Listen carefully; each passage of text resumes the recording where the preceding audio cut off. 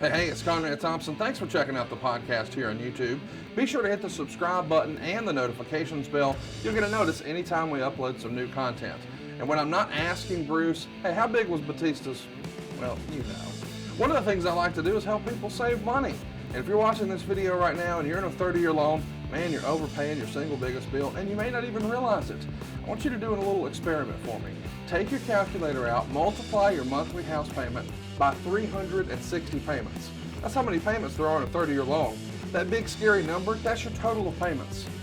You're looking at that number? You know you can do better. Keep more of your own money right now and go to savewithconrad.com. Or maybe you've got credit card debt. Man, it's not a matter of if I can save you money with that. Your average interest rate on a credit card is more than 20%.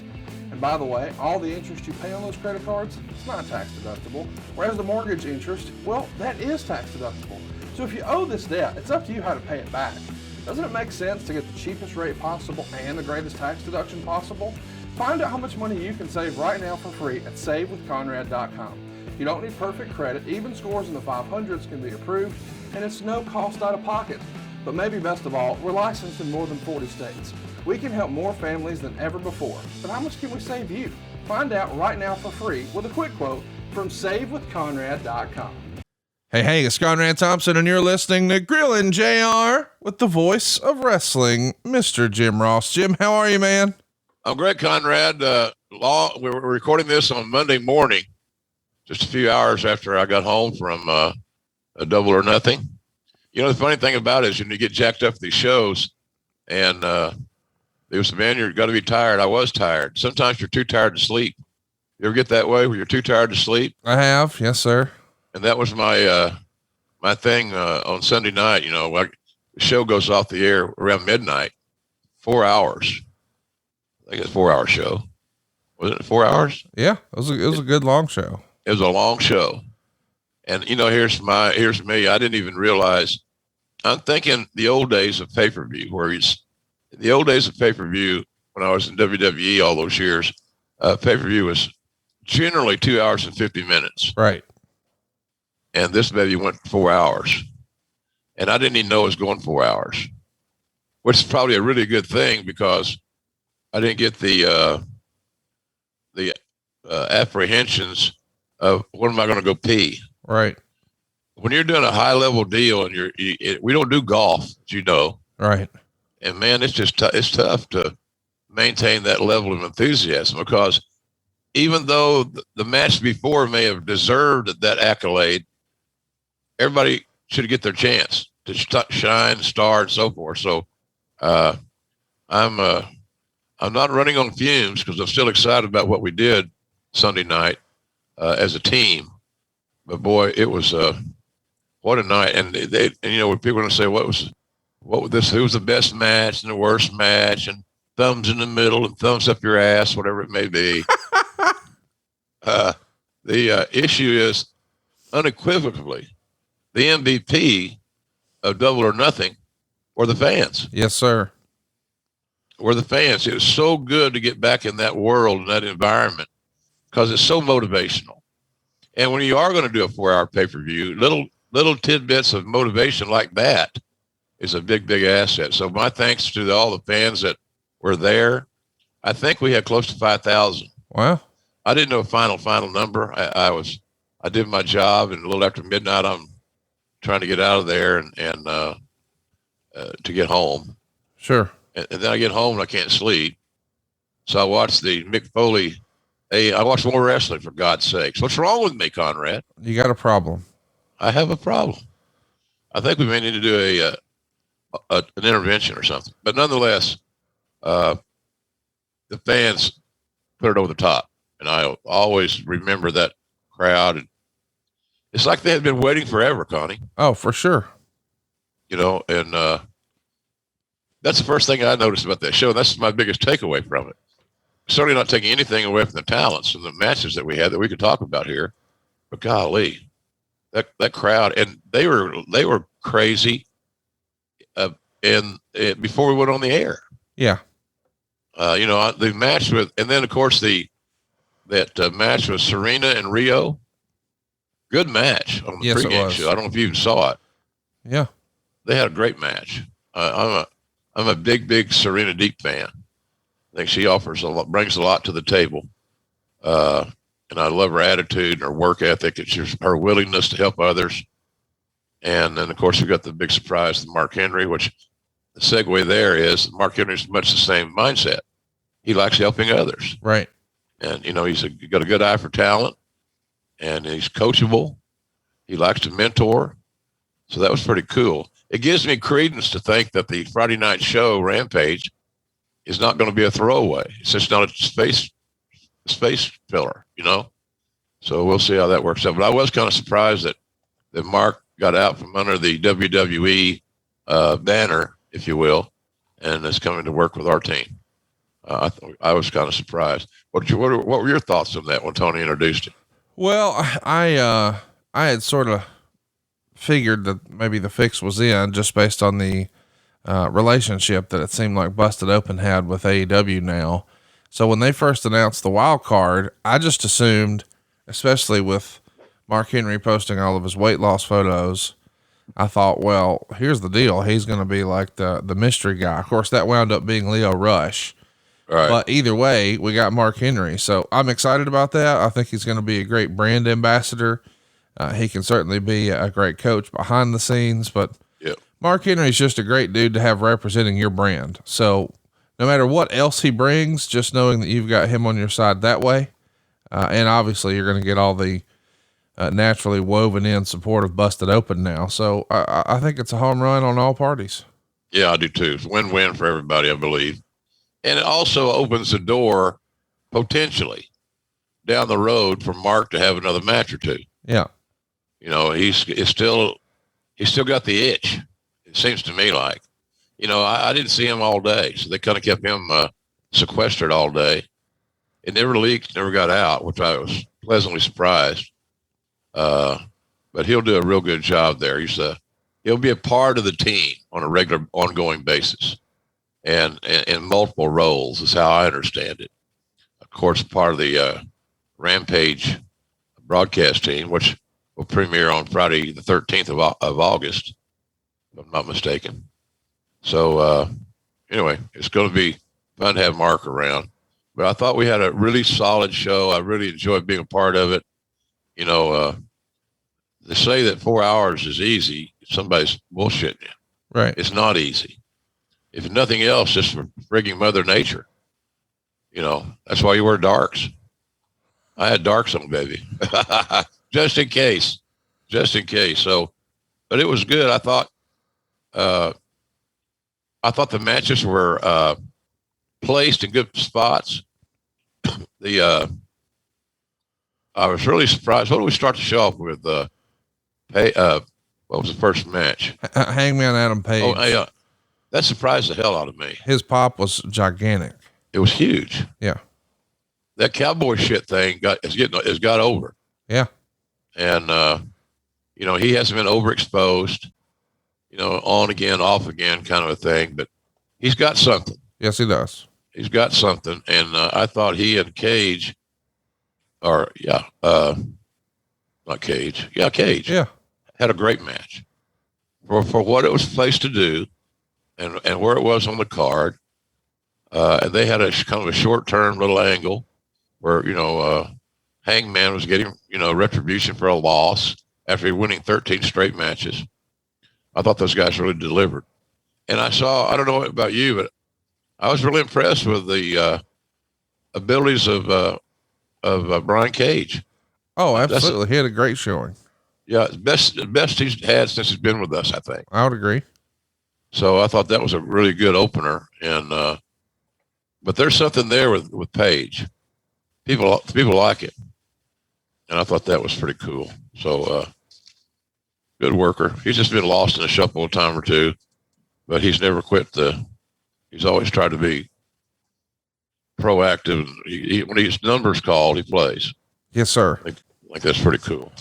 So, that was that. And, I like the next match was Young Bucks, Moxley, and Eddie Kingston. One of the stars of that match, Conrad, to me, was Wild Thing. Oh, for sure. People love that. Yeah, they recognize it. They can relate to it. It fits Moxley's persona. You know, his entrance was packed. His entrance reminded me a lot of Stone Cold because he took over. Yeah. He took over the room before he ever got to the ring. And that's really cool in my view. Agree. So it's good stuff there with Mox. He's just become a huge star with us. You know, he's incredible. And he had fun doing it. You know, he wasn't in that AEW world title picture, but it didn't affect his desire to outperform everybody on the card. Right. He stood out, man. He stood out. The one thing we wanted to do, and I think we've made a concerted effort to do it, Conrad, was to make sure that we allowed the musics that needed to have play, breathe. Yes. And not talk over it. So I love the Wild Thing business. That was one of my favorite movies anyway. Throw the heater, Ricky. Throw the heater, Ricky. So the great scene in that movie is the manager, the gruff voice, standing there naked where the female owner comes in, who's being a pain in a keister. That was I just love that movie. It's just sophomoric, right down my alley, quite frankly. But Moxley, I thought Moxley and Eddie did a nice job. Young Bucks had a great outing. Oh yeah. You know, they really did. They showed. It reminded me of this. This is a crazy analogy. When Shawn Michaels fought the Undertaker in the first Hell in a Cell, to me, the audience saw a side of Shawn Michaels that equated to toughness. Yep. And courage, not finesse and just super kicks, or the sweet chin music in his case. Same deal, by the way. And I thought that that's kind of what I saw with the Bucks. They weathered the storm with the heavy hitting Kingston and Moxley. They were able to rebound, stay in the hunt, not get pinned, and then finally get to the end and win the match. So they really grew in my eyes. Hey, look, I always knew they were a great team. You know, all this greatest, who's the best wrestler, who's the best tag team. And look, everybody should think they're the best if they got a, you know, if it's half-ass realistic. Right. Well, these guys are good. They adjusted their style. And for a team that is one of the best, if not the best tag team in the business, they've been together 16 years. They should be pretty damn good, and they are. I thought that was really good. And it showed a tougher side of those guys. I thought it was one of their best outings, Conrad. I agree. I was happy to see Sting back in there too and get his win. And I think everybody probably went, oh, when he took that big suplex on the ramp, but yeah, I did. What a moment, man. It was a cool night. It was a great night for wrestling. The crowd went home happy, and man, I was happy to have a crowd to watch on TV. It totally enhanced the wrestling experience. It was one of those deals where we didn't know what we had until it was gone, but I appreciate it a lot more now that it's back. Me too, man. Well said. I thought I would have liked to have had, in hindsight, which is easy to evaluate, like all of us wrestling fans do. We're big time smart guys in hindsight. Yep. I would have loved to have seen more crowd shots. We had that one angle that stayed pretty consistent throughout the show. And I would have liked to have seen more crowd shots. Ironically, they put those bleachers on the stage, which really squeezes the announcers. There's just hardly no line of separation between the announce position and the folks in those bleachers. So, you know, the concern's always going to be, you got to plan for the worst case scenario in these matters that, you know, what if somebody gets all drunked up on beer at the stadium at Daly's and they decide they want to do commentary. You know, Shivani's going to whip somebody's ass. I can tell you that right now because he's violent. Tony was so excited. God bless him. He did a great job too, by the way. He and Excalibur both did a great job. I don't know how Excalibur made it through because it was hot, humid, sticky, and he's in a mask. Oh, that sucks, dude. For 4 hours. That sucks. A little longer than that, actually, because he and Tony did the buy-in show. So I admired his work ethic, and he stuck in there, and it wasn't easy. He was really, it was hot, and I'm proud of him for what he did, how he hung in there. He did a good job. Tony always does great. Tony was like a small kid at Christmas, Conrad, when he got to go hug Britt. Yeah. I thought the hug was a little long. No kidding. Oh, JR knocked Shivani. Hug was too long. That's tremendous. That's good though. I thought that's kind of followed up on their story. Yeah. Kind of become this friend thing, and so that was good. But he did a good job with that. So the Battle Royal went a little long for my taste. I do like the concept with the cards. Yeah. That's different. And bringing in guys in a somewhat of a controlled manner by their card, their what do you call it? What's that word I'm looking for, Conrad? I'm hurting this morning. The card. Yeah. So the Casino Battle Royal. So you had to have the different suits. Yeah, suits. That's what. Yeah. So the idea being there's a new wave of guys instead of individually, I thought is a nice twist. And it was cool to see, the big surprise, Leo Rush. I don't think a lot of people would have called that one. So interesting to see what's next. Yeah. And Leo did a nice, I don't know what Leo's future is there. I don't know if he's going to be on the team or he's not, or it's a one-off. I have no idea. But I'll say this, I've always said on the show, it's imperative that we maximize our minutes no matter what we're doing. Yeah. Especially in performance art. And I thought Leo delivered well. He had a lot of energy. The boys worked with him well. He had loads of charisma.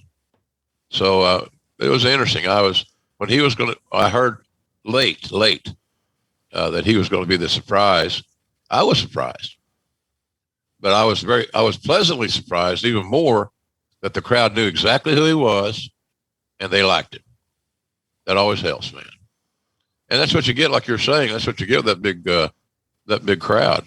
You get the chance to find out, like we talked about, Hangman Adam Page. I knew Adam Page would get a nice pop, Conrad, but to that level that you and I have discussed, no way in hell. I was very, he got a reaction like, he's in the main event. A hero's welcome. It was a big time deal. And I'm just glad that wrestling is back, man. And that we got fans, in the stands again. And I mean, we're going to be full capacity. It looks like for the next few shows too.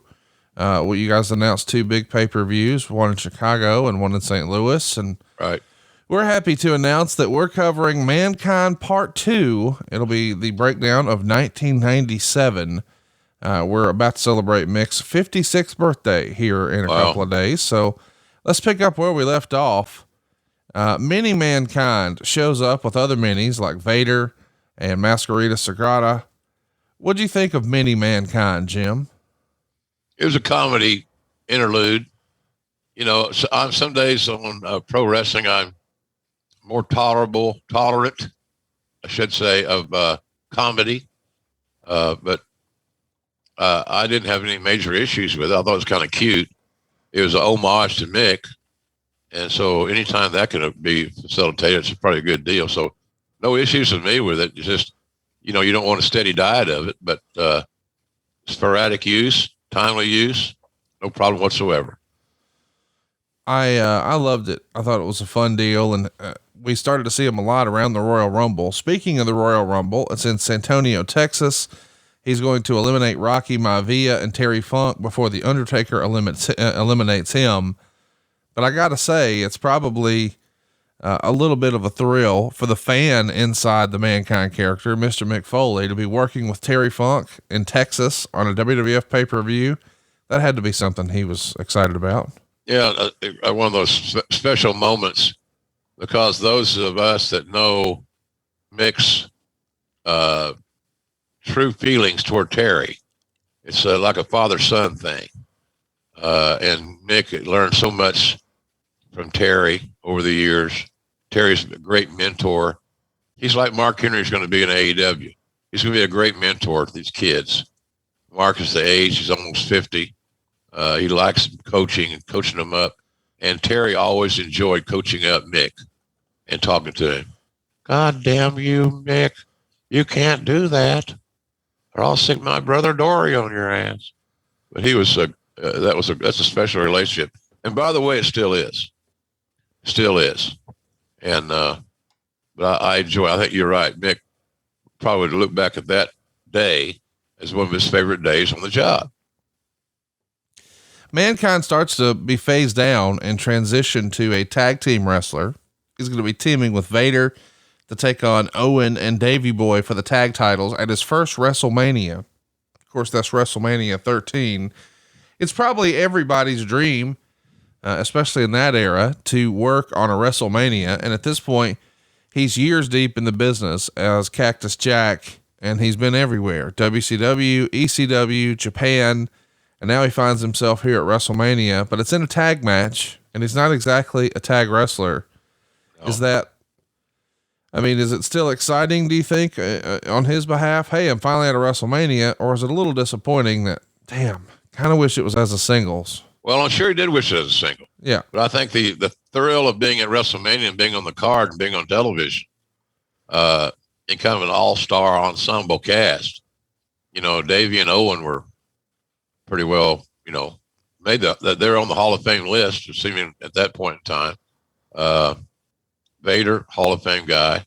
So he was surrounded by very stellar company.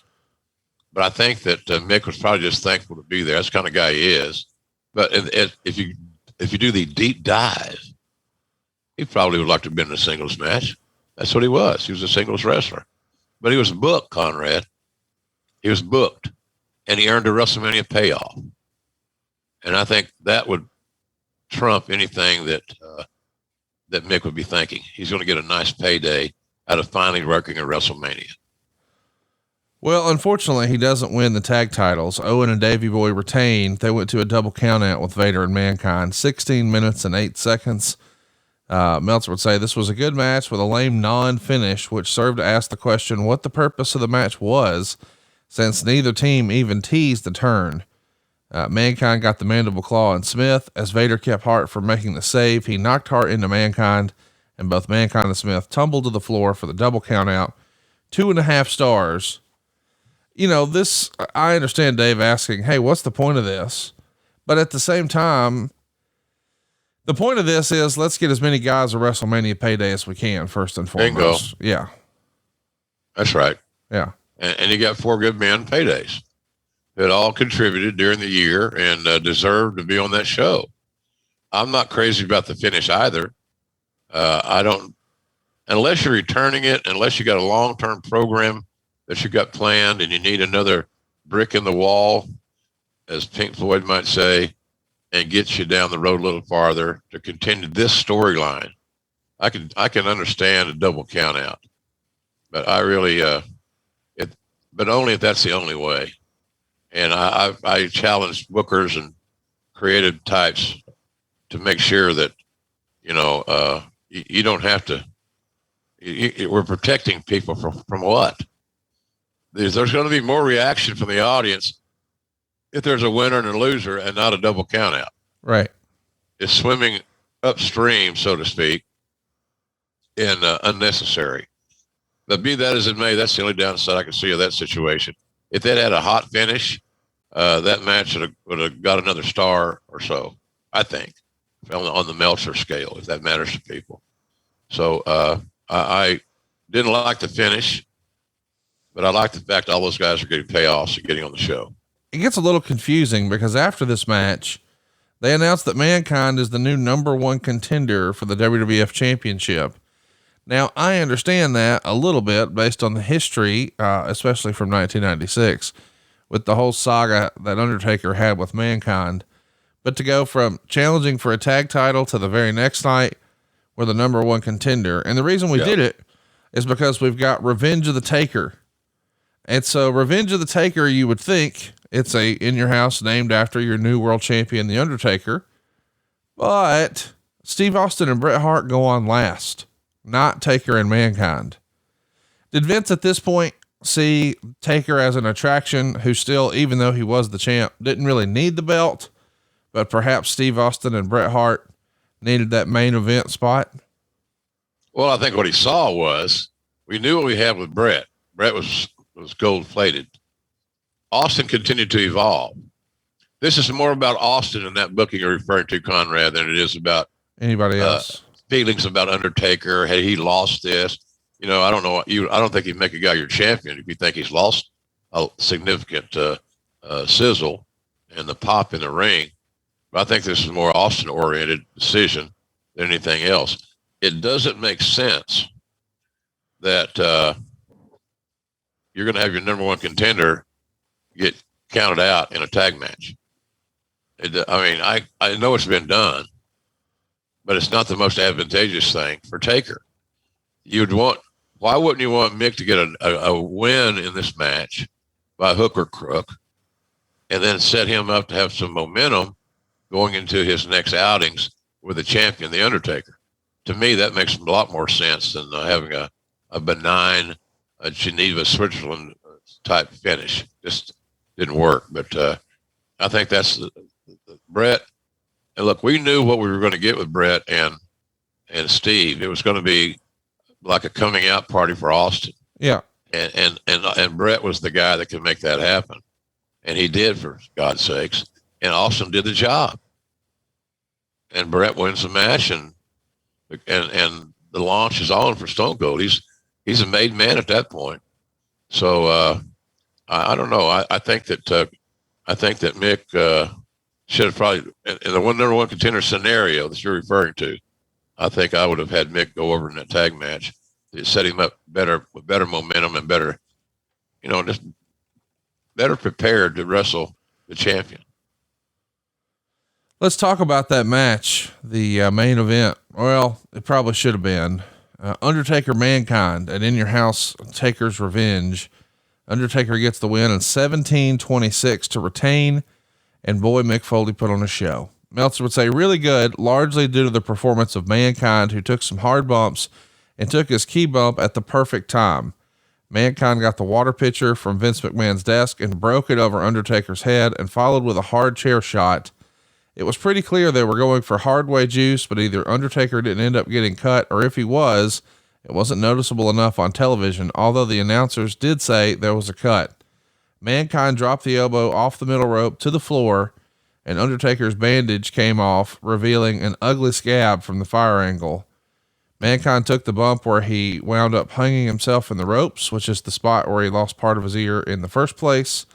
Undertaker pulls the mask off, revealing, well, we all know who he is. But then they're using ring steps and an incredible header bump through the Spanish announce table, a big choke slam, a tombstone. They're pulling out all the spots here, and it looks like they're trying to, well, let me just read the write up here. It appeared the idea was for Mankind to throw fire at Undertaker, who would pull Paul Bearer in the way and he'd get burned. They set the spot up twice, but both times Mankind's lighter didn't work and they blew the spot. At this point, it was all impromptu time as Undertaker made a comeback and got the lighter and the flash paper and wound up throwing the fire in Bearer's face. 3 3/4 stars. So a home run effort and performance by Mick Foley, and then the damn gaga afterwards is what people are going to be talking about. Of course, yeah, the aftermath and the violence, the uniqueness of it. Mick and Taker had great chemistry. They had great respect for each other. I think they still do, obviously. I got home last night, as I mentioned earlier, actually this morning, and I guess I needed more wrestling. That's sick, as we said earlier. I need intervention. But Taker has been such a vital part of so many careers, and that happens when you're great and you're in main event scenarios and you got tenure.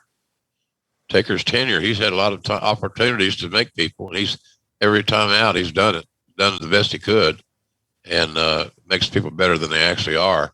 So I love their chemistry, and it was awful hard. I heard Taker on that biography say, that the Hell in a Cells were much talked about, but nothing more talked about than the one in 1998 in Pittsburgh when Taker got dumped Mick off the top of the cell.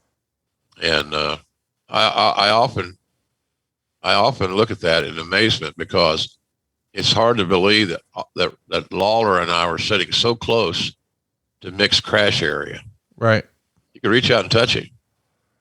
So this funny little things that pop out, we're that close, and hearing the Mick's body strike that table.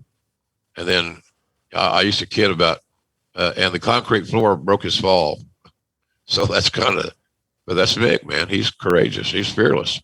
But Taker brought the best out in him and stamped Mick as a main event guy. And that was invaluable to Foley's career going forward, his interactions in the early days of his characters with Undertaker.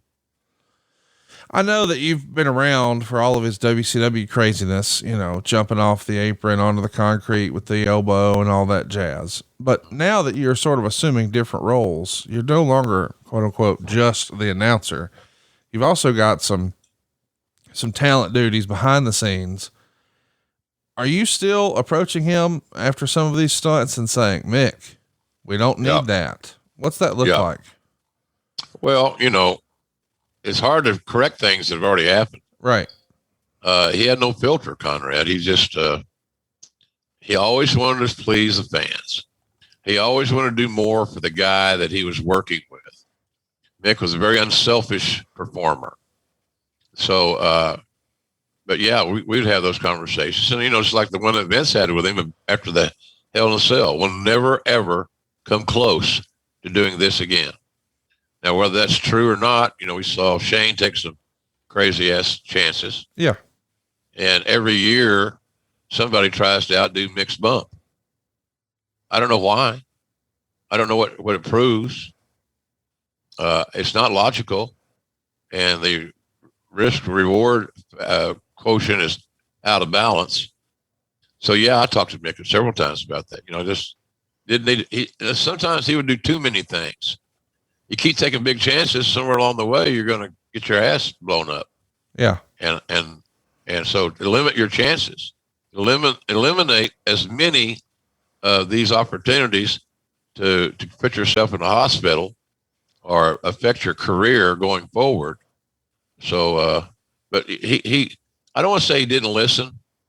I know that Mick appreciated the concern that we all had for him, especially me.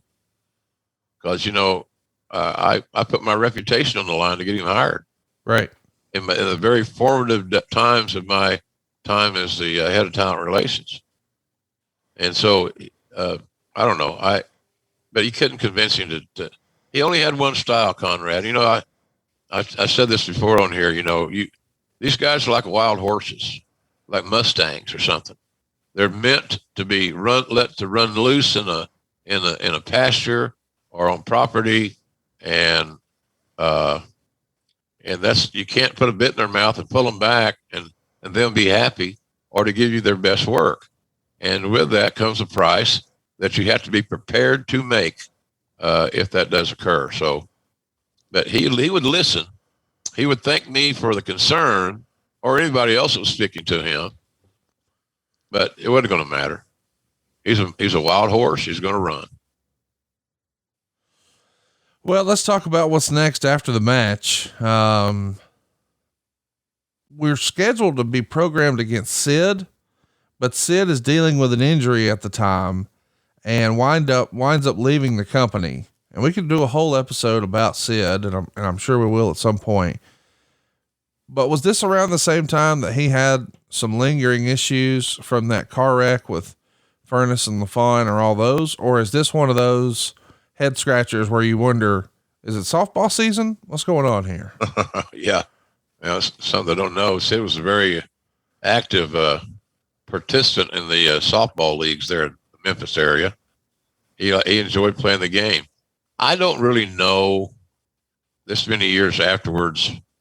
I would say if I had to make a educated guess, Conrad, the head scratcher thing might be where I would land. Yeah. Sid had some injury issues. He had a lot of start and stops, unfortunately. And I'm sure not all of them were his fault. Probably most of them weren't. Hell, I don't know. But we had to call some audibles.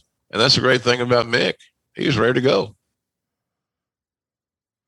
Well, we're going to talk about what's next. We should mention though that his contract status is in jeopardy, at least according to the Observer. It's written on the May 5th edition that Mick's contract was due to expire and he hasn't signed a renewal, and his deal isn't due until the fall.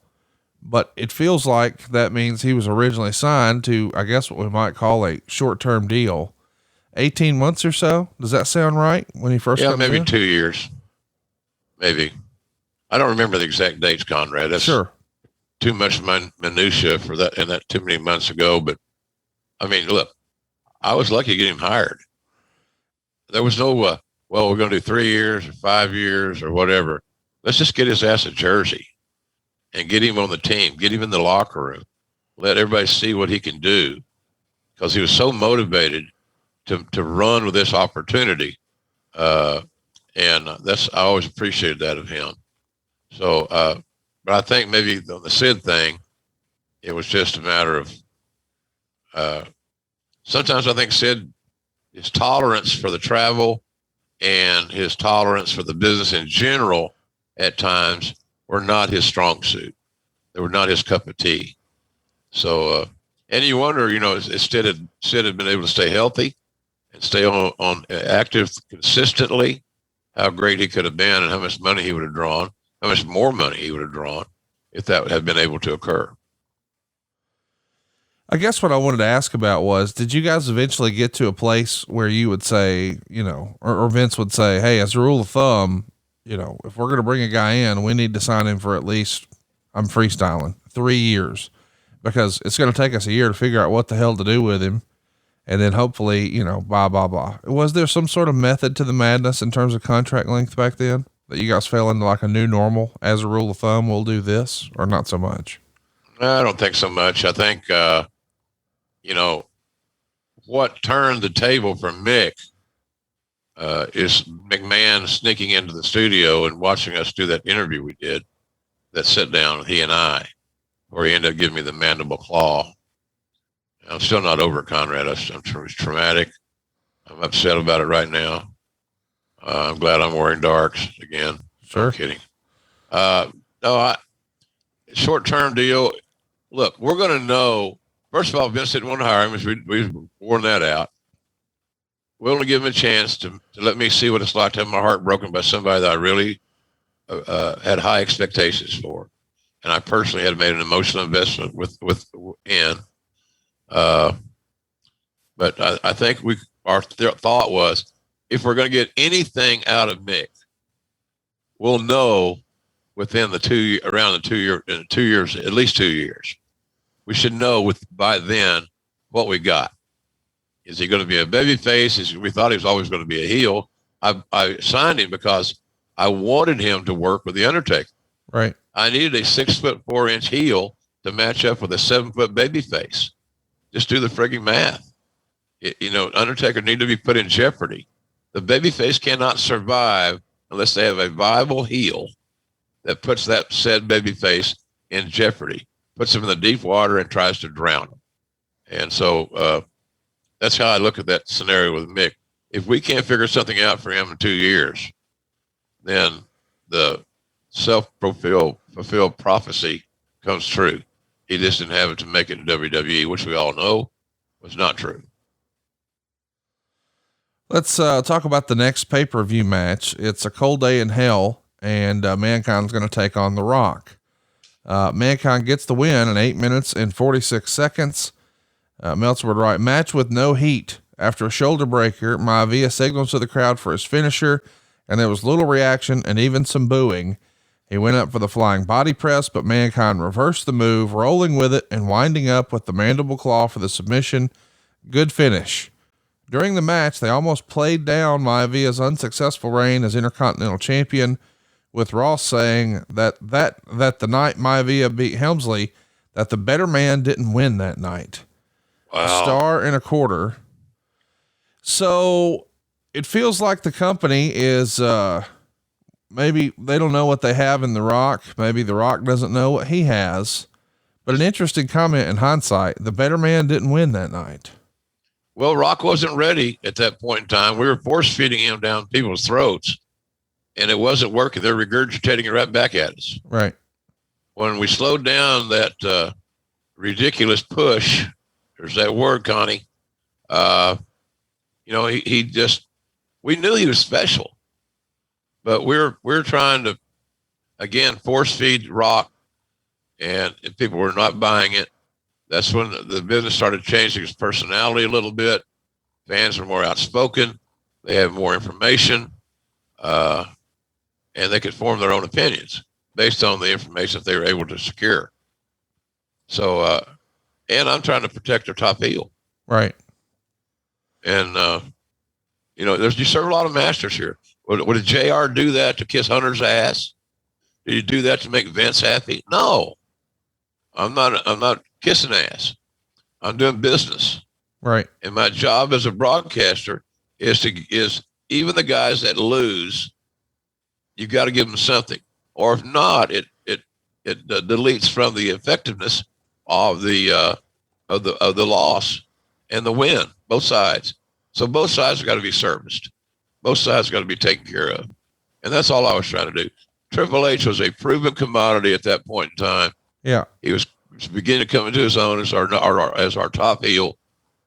And even though Vince would take that spot eventually as Mr. McMahon, but we knew Triple H was going to be a player, a big-time player, a multi-time champion. And he was... and King of the Ring. I mean, he's about to win King of the Ring. Everybody knows it. Yeah. So it's just a matter of maintenance and making sure everybody's got a little love, a little dude love, so to speak.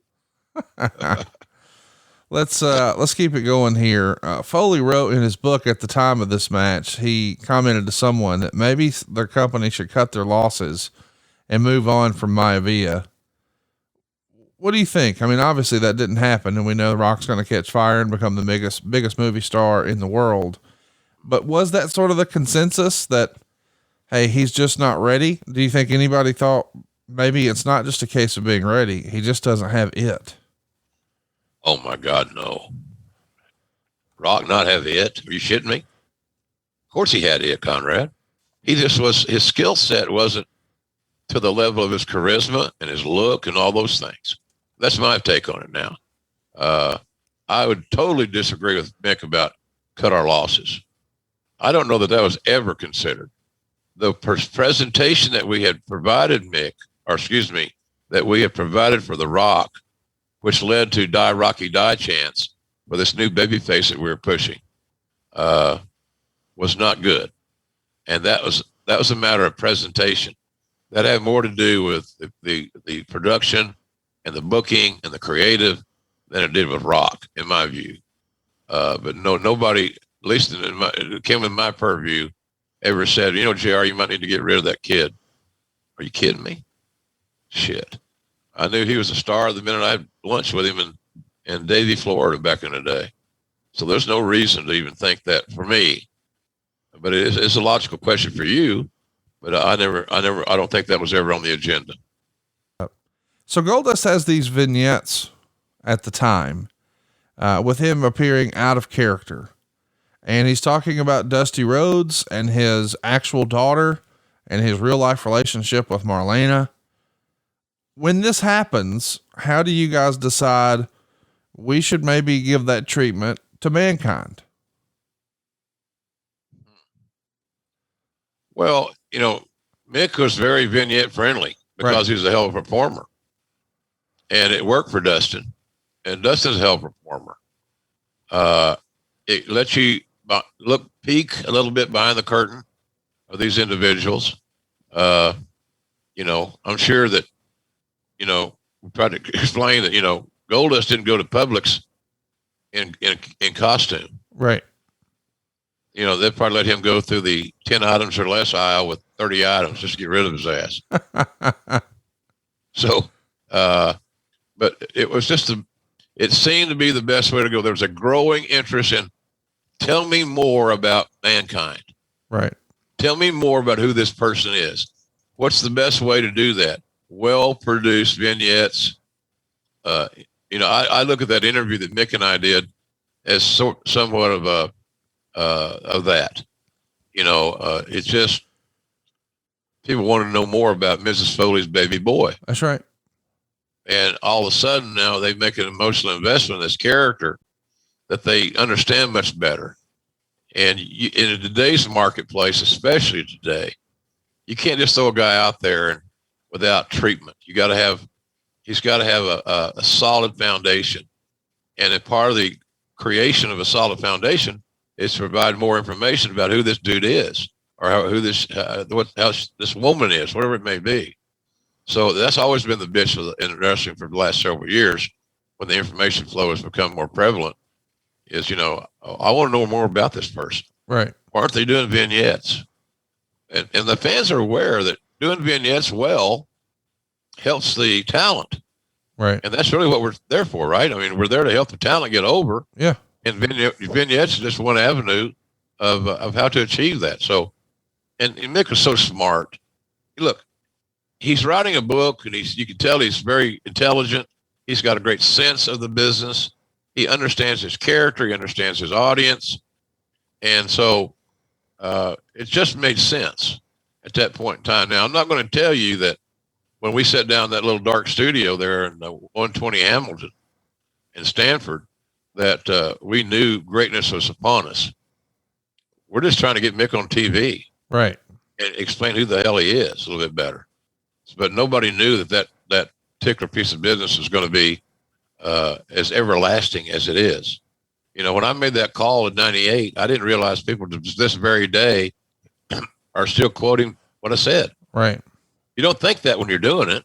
Right. But anyway, that's kind of what we did there with that. I just wanted to make sure that Mick had a chance to audibly explain who he was.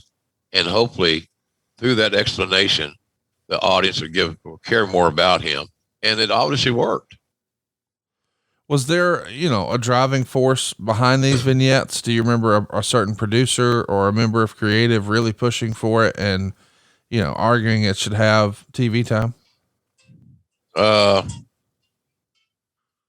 That's my phone, Conrad. They're calling to get your feedback on the show. Yeah. I'm a little bit busy right now, pal. Or perhaps you have a need for an extended car warranty, and they're calling from dealer services. Yeah. The sneaky bastards. I like the ones that come in on your phone that says, possible solicitor or possible whatever. Yeah. Potential spam. For all the folks out there that have my phone number, if you're not in my phone and you call me, I'm not going to answer. Do you answer your phone if you don't know who it is? I do. I guess you have to because of the mortgage business. I'm a salesperson. Yeah, I have to. Oh, you are a salesperson. So, I don't know where we were, but nonetheless, I don't know if anybody specifically spearheaded it. I know that the content was Mick and me because I knew the story. We had to figure out the best way to convey his story to our television audience. Right. And again, keep our fingers crossed that the points that we were making stuck. But I will tell you, I would say that Vince is part of the driving force.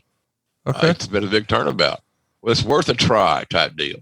Well, when the old man says it's worth a try, everybody buys in. Right. And but that studio, there was hardly anybody there. It was done after work, as I recall. Skeleton crew was on hand after they'd gone home for the day, a lot of them. We're in a little bitty isolated studio. But Vince was probably the one that blessed it. Well, okay, give it a try. See what you can get out of it. And that's what we did. And you know what we got out of it. It was pretty good. Yeah, let's talk about it.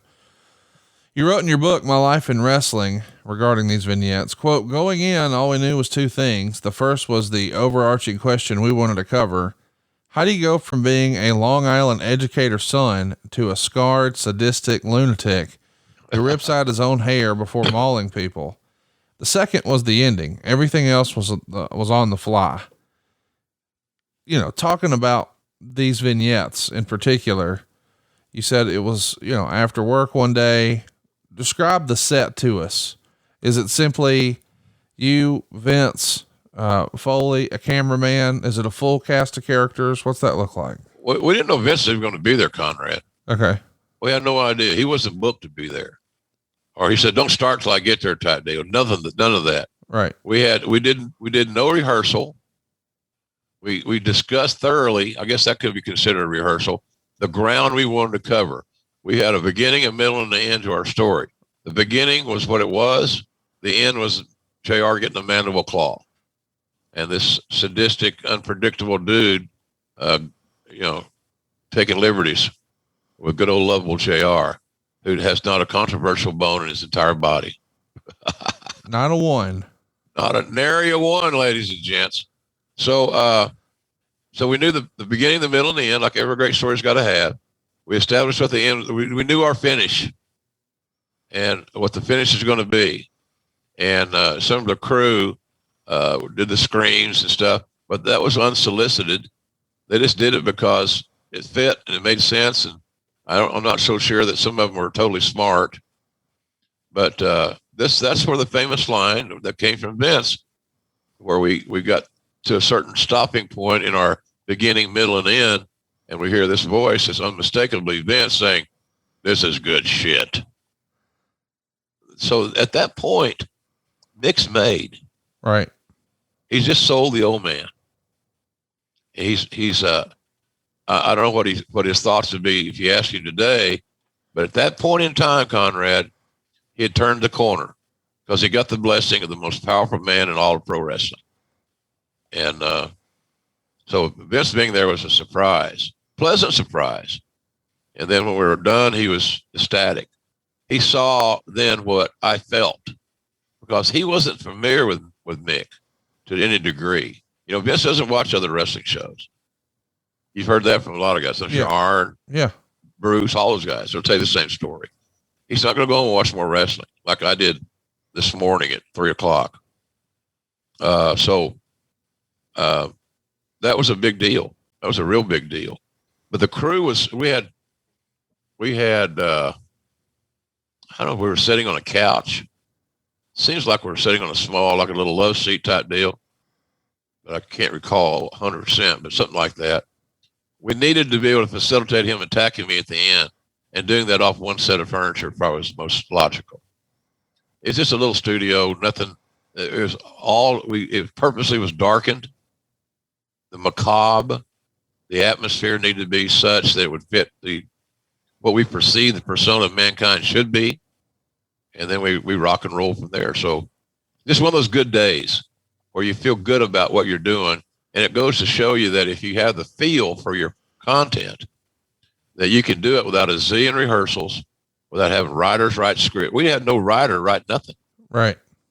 How do we do that? Well, we did the same way that wrestlers did it for generations and generations. We went on our instincts, and we went on what felt right for the piece of business that we were trying to transact.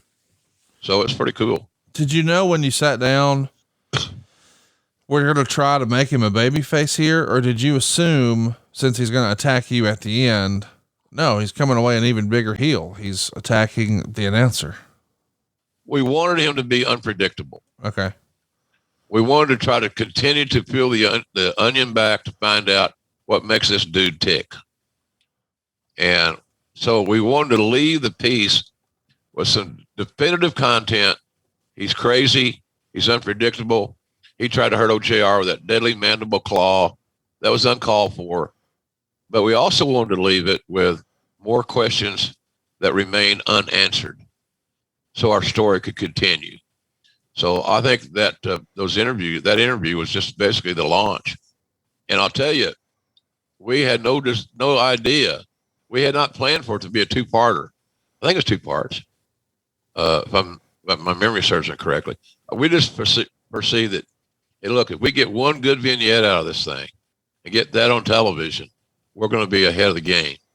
But Vince liked it so much, it was a multi-part installment, and it did great ratings because people were getting new information and were finding out more about this guy that many were familiar with. The hardcore fans were familiar with. Guys like you and me have been familiar with it. I saw Mick first in Dallas for World Class, I believe. It would have been for World Class, obviously. And then, Vince didn't watch World Class. Right. He might have saw a clip of the Dingo Warrior at some point in time. But no, man, it was looked to be a one-off deal. I felt just lucky, had our fingers crossed that we got it on the air, and we not only got it on air, we got it on air multiple times, because it was a piece that went through the whole system. It was on every show. And we were playing it. We're just feeling it out as we went. It wasn't like doing a movie where, right. You got this huge crew and all. We had one cameraman, I believe, and we had the lighting was what it was, as I mentioned. The set was not elaborate.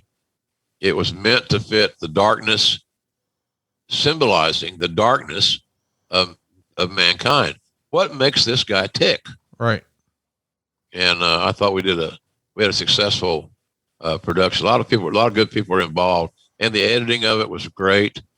Just it became a team effort, because you saw right away that Mick had this potential and this affinity for not only him doing nice things for people and being cooperative and professional, but then all of a sudden he wins the crew over. And now the crew wants to help because they like Mick. Mick was easy to work with. He was on time. He was prepared.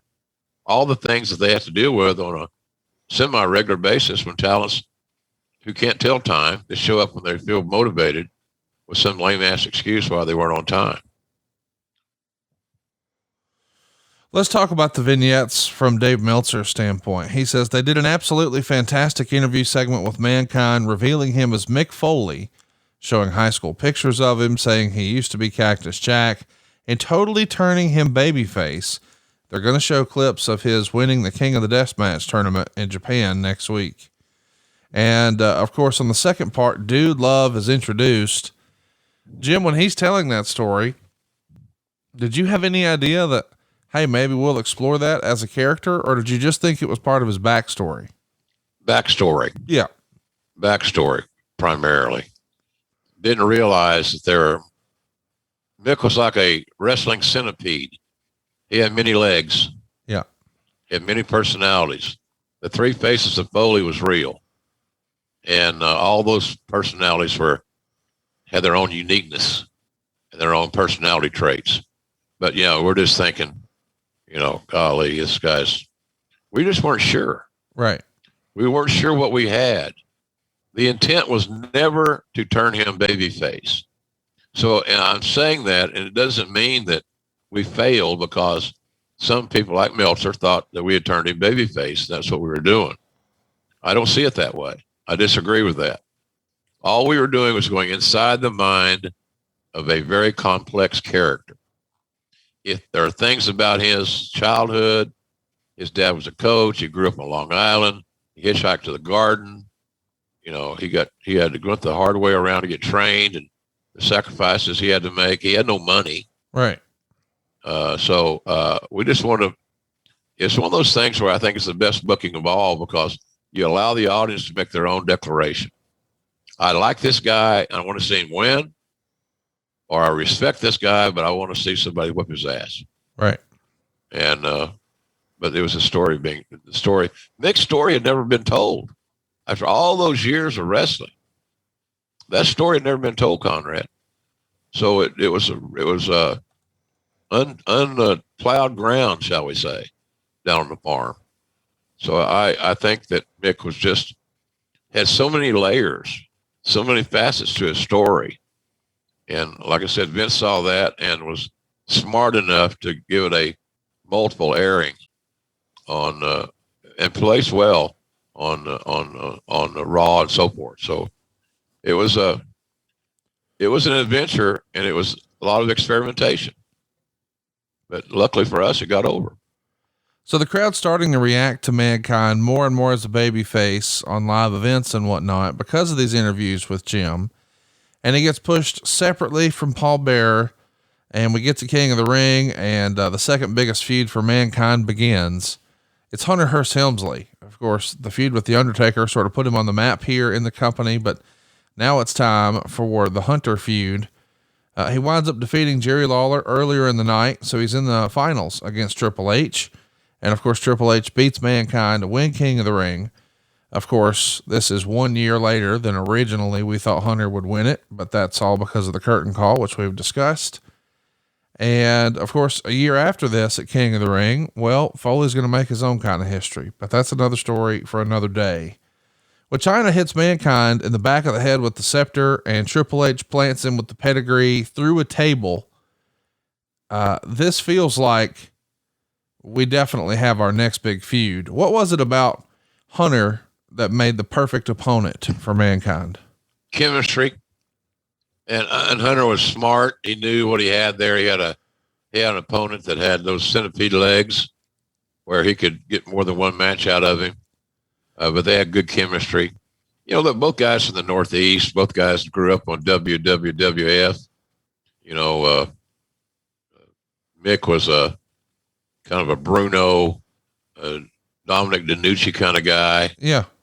And of course, Hunter was a Kowalski guy. So they kind of had the same philosophies taught them when they were young. But it was easy to see that Triple H is going to be a player. He just was very smart. And you know, so his detractors say, oh, he was calculating. You know, show me one wrestler that's not calculating, that's made any money. You got to look out for yourself. You got to look out for your own casting. They're cast into a role, and your job is to accept the casting and deliver. And Triple H always did that. So I thought, you know, he was, I used to say this maybe to him in private, but his work reminded me a lot of Harley Race. Yeah. You know, Hunter was influenced by the right people. And I think that helped him mold his in-ring persona.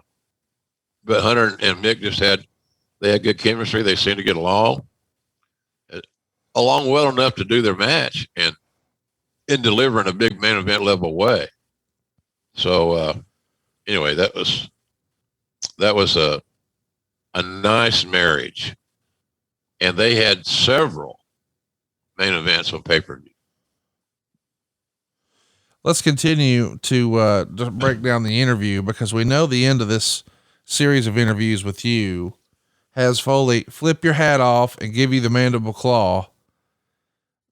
You know, you knew that going in. When it's done, you've heard Vince McMahon say, or you told us Vince McMahon said, that's such great shit, or this is great shit, or whatever. Yeah. Were you happy with it? I mean, you've told us before, just in sort of tongue in cheek fashion, that he gave you a working claw, which was nice, but when it's done, did you think, man, we hit a home run there? Can you feel it in the moment? Yeah, I felt pretty good about it. And I felt even better when Vince signed off. When the big boss falls in love with the character, just like I'd fallen in love with Mick before. So my heart was far from broken. And I'm glad, thankful. It really boded well for me, quite frankly, in my career, because Vince saw that I had decent product knowledge and judgment regarding evaluating talent. Yeah. And seeing things in talent. We didn't just bring Mick in because we had these great long-term plans. We did not. So, but luckily he took the ball when he got the opportunity and ran with it. But Vince's signing off on it was the deal maker. That's what closed the deal. And about that time, I do believe that these vignettes had a positive influence, Conrad, on Foley's contract negotiations, because we saw we got us a player here. Right. He's far exceeded our expectations, and will continue to do so as long as we market him well. And now that we found out who he is, all these things, we can market him very well. And the fact that we had 3 potential TV characters out of this deal was even better. Let's talk about, the reactions from him. And I guess we should mention, that we can confirm what you said. Mankind's going to verbally agree to a 5-year extension. That's going to keep him around through November 2002. At this point, we're still knee deep in the sort of Monday Night War era, but he probably has very little interest in going to WCW, having been there twice before. When you have to sign, you don't have to, but when you do sign him to an extension like this, is this one of those big downside deals or not so much? Fair money, but it was never about the downside in WWE. That's the difference at that point in time in our contract structure. I've said this many times. It's the same story with Conrad, with Rey Mysterio, same story with Chris Jericho. I was up front saying, I can't pay you the downside. So now you're on salary. Right. I don't want no friggin' salesperson on that's not on commission at some level. You've got to motivate your sales staff that the more they produce, the more money they make. Yes. You have to. I get a kick out of some of these car ads where they say, our salesmen are not paid commission. You'll not be hassled. You'll not be harassed. It'll be a wonderful buying experience. Bullshit. There's always a gimmick. And I hate to be cynical. There's always a gimmick, man. A proverbial box of gimmicks. Yeah. So, but Mick was, we saw at that point in time that Mick was looking for security. And the fact that his downside was his downside, entry-level downside? Of course not. He was making, the downside was cool, but that became a moot point. The point was, you're going to make a lot more money if you're out there on the road at these house shows and you're in a good spot. It's not a guarantee. It's about what you can earn through the payoffs, whether it be pay-per-view or television tapings or obviously the live events. So, the downside was something that I had a hard time with some talent selling it because they didn't believe me when I told them that they would be making more money if they stayed healthy and sane and stayed on the road. I had to prove it to them. And, Chris Jericho and I were talking Sunday before the Double or Nothing show. He's such a bright light in helping understand creative and things of that nature, because let's be honest, Jericho was the creative driving force for the kind Stadium Stampede. He's the booker, so to speak. So I always try to pick his brain a little bit without him divulging too much of it to me, so I can still be surprised and spontaneous and real. Right. I said, man, signing, I had, if Jericho didn't have the angst toward the WCW management and that brand, rightly or wrongly, that motivated him to want to come to us. He wanted out of that atmosphere, for what that's worth. I'm not knocking Eric and all those guys. Yeah. Jericho kind of burned out. Yeah. He saw he wasn't getting a push. There it is, Conrad. Got to get that push. Got to get the push. So, and so when I talked to him, I know I met with him and Jerry Briscoe, and it's funny how you remember these places like the Bombay Bicycle Club. That's where we had lunch in Tampa, and Jerry went with me, and Jerry was always such a great help, really a good man, and the boys respected the hell out of him, as they should. But that's the one thing we had to address, and I hit it head on with it. I can't pay you what you're getting paid now, but you can earn a lot more if you stay healthy and you get on the road and you get old. So guys are saying, well, how do you prove that to me? Well, we got to kind of trust each other here. Yeah. You got to give me a chance. And, we're not going to have you here and be unhappy. So let's see if this works out this way. This plan, this system is working pretty good. The talents were incentivized to stay healthy, to raise their game, and to be booked. And so, but that was a challenging piece of business. But, Mick, 5 years was a long time. Sure. I signed Mark Henry to a 10-year deal back in the day, in the beginning, right after we saw him dunk a basketball at the NBA All-Star weekend at 400 pounds. and he had that infectious smile. So he got it. He didn't get huge money. He got good money, but we didn't know how long it was going to take to get him ready. And so, he got a 10-year deal. And I don't think we've ever had, at one time I had a 10-year deal. A lot of people don't even know that. Vince was one of his good days. He liked JR. So I got a little extra cheese in my Whopper. So it's all good.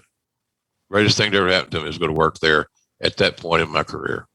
It only took me 19 years to get there, Conrad. I was an overnight sensation.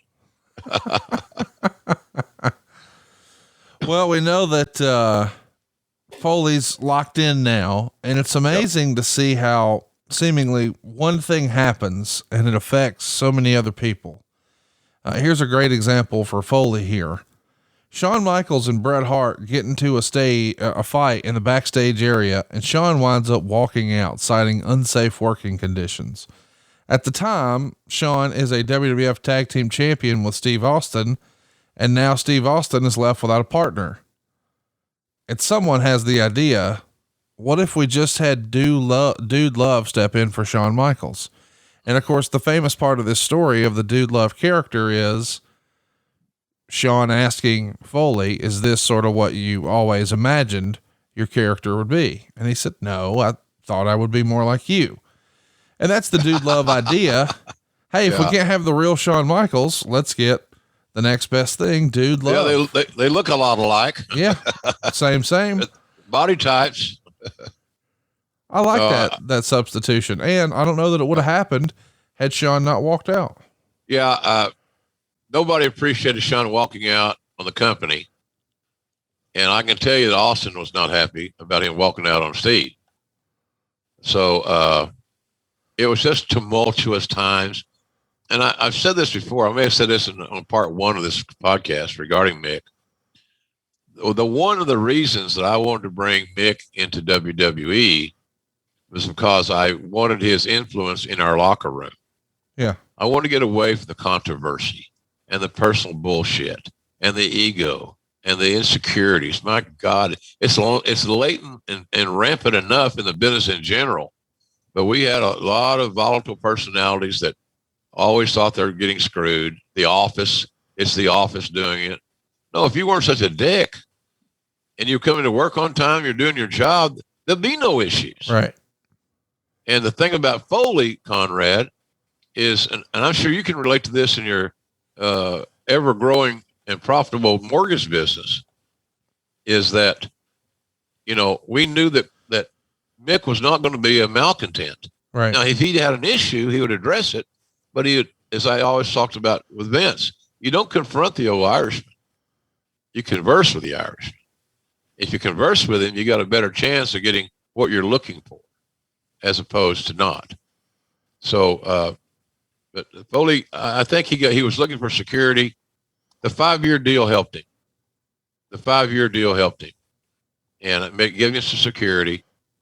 As we both know, Conrad, knowing Mick, I probably know him a little bit better than you do. Of course. And I should have in that role. But, he was just, he's a family guy. He truly is a family guy. And he was looking for longer terms, more money, more guaranteed money. But he made great, Mick made 7 figures a year working for us. Wow. More often than not. That's big money. So if you sign a guy for $300,000, let's say hypothetical, I don't even remember what it was. I'm guessing somewhere around $300,000 or something downside, something like that. I'm guessing. So don't quote me on that one. Somebody will anyway. But if you're making that, all of a sudden now you're actually earning north of $1 million. That's a pretty good deal. Yeah. And we kept our word. And you're going to make more money. You're going to just stay healthy and sane and become as great as you want to be. And you're going to make a whole lot more money.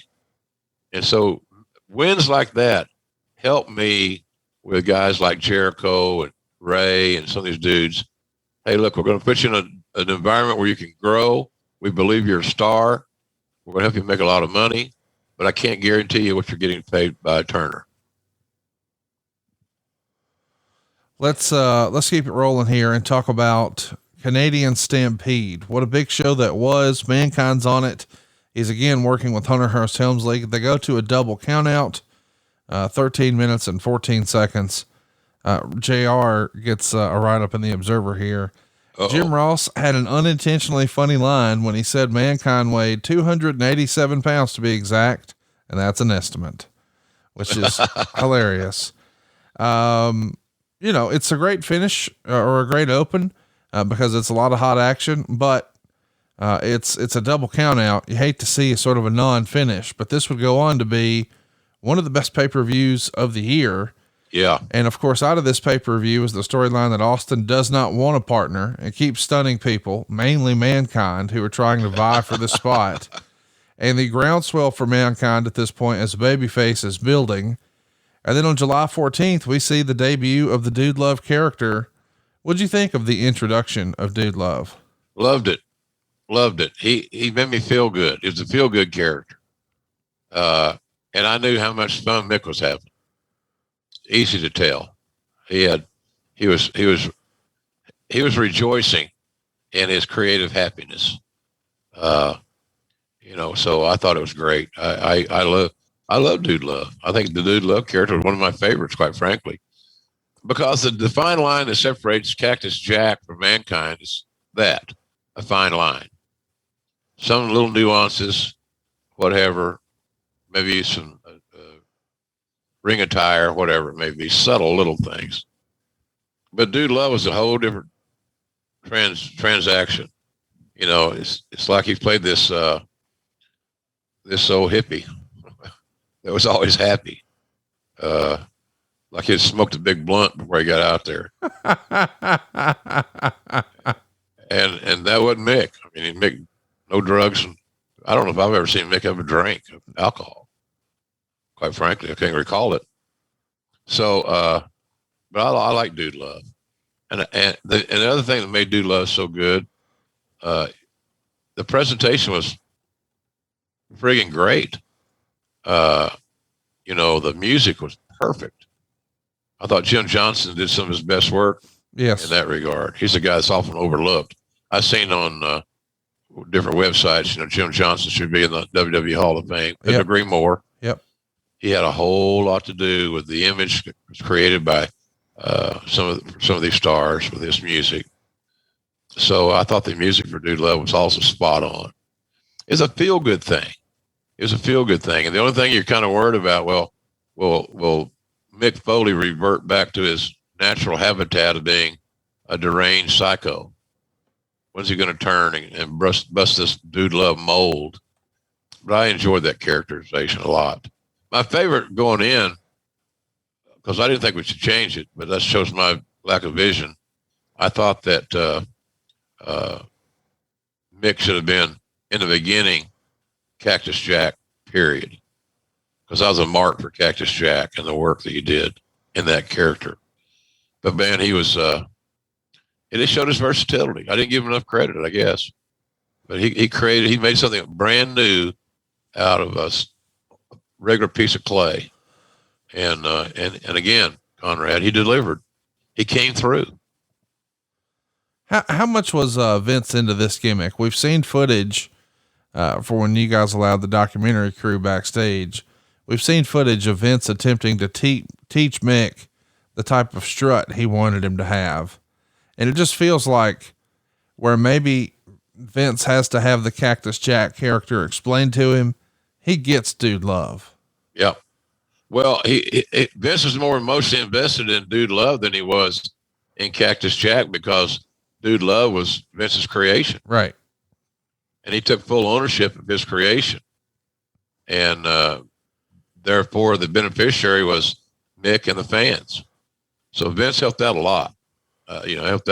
Quite frankly. He enjoyed, he would cackle and laugh. Ha, ha, ha! Those deals. Like Bruce laughs. Yeah. Ha, ha! And, but I loved the fact that we converted McMahon. The little Foley team kind of converted McMahon. I say little team. I think there are two of us. let's keep it rolling here and talk about the next big match. Of course, it's SummerSlam 97. And Mick's trajectory changes in many different ways. First, we're starting the show with Mankind and Triple H in the old blue cage. And boy, there is a major moment here in the middle of it. They go 16 minutes and 25 seconds, but very quickly we see China slam the door on Mankind's head. But Lord, this is serious. Watching that shot back, is that one of the more painful things we would see Mick do in 97? Yeah. And his poor ass brain was put in jeopardy. Yeah, it was, but that was him. And he wanted to be great for Hunter. He wanted to be great for Joni, China. And obviously get himself over without a doubt. So, yeah, that was brutal. That was brutal. And it also continued to help define the fact that Triple H was a major player who had a violent and very distinguished mean streak. Everything you need a heel to have. You could believe in Triple H's aggressiveness and his toughness and his the danger feel. He had all that. Not Rodney Dangerfield, Conrad. Is he alive? No. Anyway, I don't think so. Nonetheless, I digress. He gets no respect. Well, let's talk about the finish of the match here. Good, very Mankind's nice. going to open his shirt, climb to the next to the highest rung of the cage, and drops an elbow. Then he climbs out. China runs back in. She's trying to drag Helmsley out. Mankind climbs over, winning the photo finish, and collapses to the floor. He lays on the floor until they play the Dude Love music, which revives him. He gets up, starts doing the strut to the back. Meltzer would say the match had its high spots and memorable spots, and in hindsight was very well laid out, but something was missing from the body of the match, and it wasn't just the crowd heat. 2.5 stars. It's a big moment because we're seeing, the big heart on the chest. It's a cool little thing to see. What'd you think of the execution here? I liked it. I don't know what Meltzer might have been over evaluating it. It might not have been a Japanese match that he's in love with oftentimes, especially in that era. Because there were a lot of wrestling people would say that the wrestling in Japan, and especially in that era, was the best in the business. And Meltzer was a big devotee of that style and those athletes. So, but I liked it. I thought it was fine. I didn't have any issues with it whatsoever. I don't know what he was expecting. And we knew that. We probably could answer this better. But I thought everybody delivered what they're supposed to deliver. Let's talk about later in the night. We know what happens. Steve Austin gets dropped on his head by Owen Hart. And as a result, we're going to have the end of the Austin Dude Love tag team. What do you think the plans for that team would have been had Austin not been injured? If you could go back and armchair quarterback it, I've probably been a short-term allegiance. I don't think, like you said, Austin really didn't want to be in a tag. Yeah. Steve was challenging to manage sometimes. You just had to understand him because he wasn't, he didn't surprise you that often, quite frankly. But he had a certain things he liked to do. And,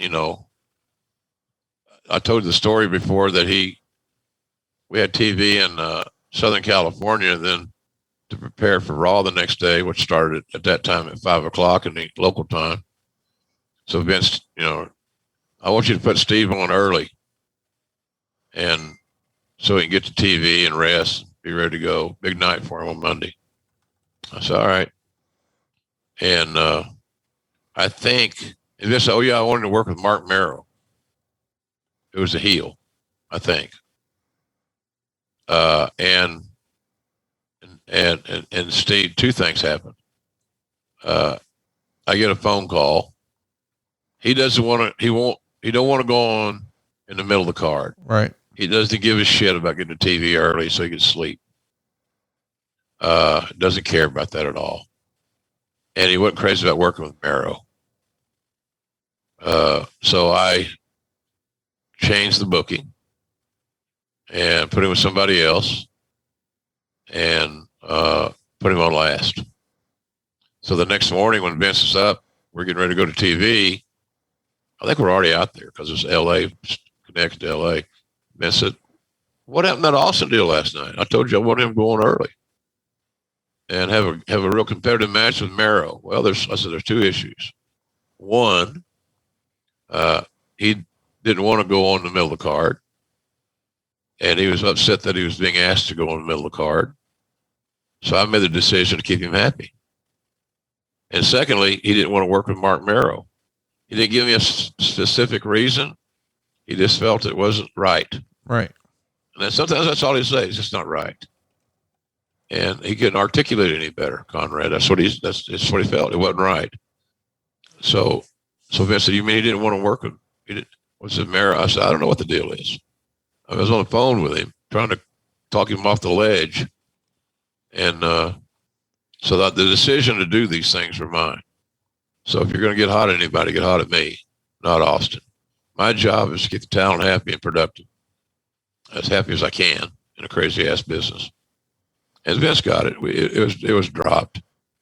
And I'm sure he probably, knowing Vince just to rib me, might have said, well, you know, Steve, I told JR you weren't going to like going on early. But, you know, he was just doing his best, trying to look out for you. So, but yeah, there's a lot of those little picadillos. But I don't think the tag thing was going to last long. So since Austin's hurt at SummerSlam, the night after SummerSlam at Monday Night Raw, they have the guy who injured Austin, Owen Hart, take on Austin's tag partner, Dude Love. And, well, there's a bit of criticism from Dave Meltzer that week. Quote, since Dude does none of the cactus mannerisms and crazy bumps, he wrestles like a second match guy. It was bad. Do you think Mick wasn't as invested in the Dude Love character? He was still trying to figure it out? Or did it not matter because he just needed a different style for each persona, in your opinion? Well, I think that he was trying to figure it out because Dude Love was new. Yeah. What were going to be the distinct personality differences for Dude over his other incarnations. But I think he's basically just figuring it out, Conrad. You know, and I'm not sure that Mick knew how to be or was motivated enough to be a traditional babyface. He sure as hell didn't look like a traditional babyface. He wasn't the ruggedly handsome 8x10 guy. Right. You know, so I think he's just still trying to figure it out. And again, you know, I mentioned this earlier. We're trying to figure this out. We're on a new course here. We weren't sure what the destination was eventually going to be, but we just kept trying to travel the same road, maintain some continuity, and see if we could let him find himself in the Dude Love role. I enjoyed Dude Love's entrance. I enjoyed Dude Love's spirit and his feel goodness, but I was never as big a fan as with the bell to bell with Dude as I was with Mankind or Cactus Jack. Agree. That just was where Mick was the most comfortable as those other two guys. And Dude Love was just hey, look, Mick liked it, I'm sure, because he got to sell a lot more merchandise. And everybody was looking out how they can sell more merchandise. Everybody was following Austin's lead. Before that, Hogan's lead, all those guys making a lot of money on merch. Next up, we've got Raw on August 11th, and it's an all-time major main event in the history of Raw. Rick Rude debuts as the insurance policy and hits Mankind with a chair to help Shawn Michaels defeat him in what is going to become known as D-Generation X. It's sort of interesting in hindsight. Mick is here for a lot of these major moments in Raw history. Is he not? Yeah. Yeah. And a lot of his peers were always willing to work and to be unselfish with Mick because they liked him so much. And they knew that he would do the same thing for them. So he was a very compatible person to book in that regard. But that's just what you get when you get a guy. That's like I said earlier, you want the guys like that in your locker room. Right. You want guys like that, Conrad, talking to the young talent. Don't get too down about your push and all this other horse shit. Come on. And Mick was just a great motivator. I think he took a lot of that from his father, being a coach and a teacher. He was an educator. And I think Mick took pride in that aspect of his game. Let's keep it rolling here and talk about the next week on Raw. It's another milestone main event. Longtime enemies, The Undertaker and Mankind, team up to take on Triple H and Shawn Michaels. And that leads to Shawn absolutely destroying The Undertaker with a chair, and Taker is bleeding big time. This is, it feels like Raw is hitting a groove here in the summer of 97. Would you agree?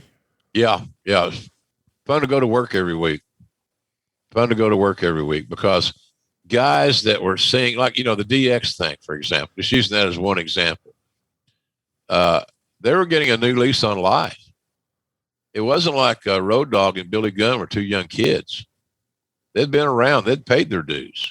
They were skilled in-ring performers, but they were getting a fresh start with something that had meaning and significance. So it was exciting to come to work because you fed off the excitement and the passion of the talents who are having the time of their life and making a lot of money. Like, we can't factor that out. They're making an awful lot of money in that time period. So, and when you get guys that are making a lot of money, you have two issues to deal with. One is they're happy. How do you keep them happy? That's important. And secondly,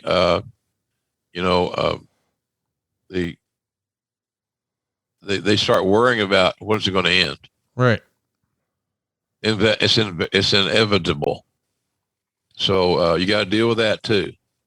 So if they're not booked like they perceive they need to be booked on this TV, or they perceive that this next job is going to hurt them in a major way, you got to deal with that stuff.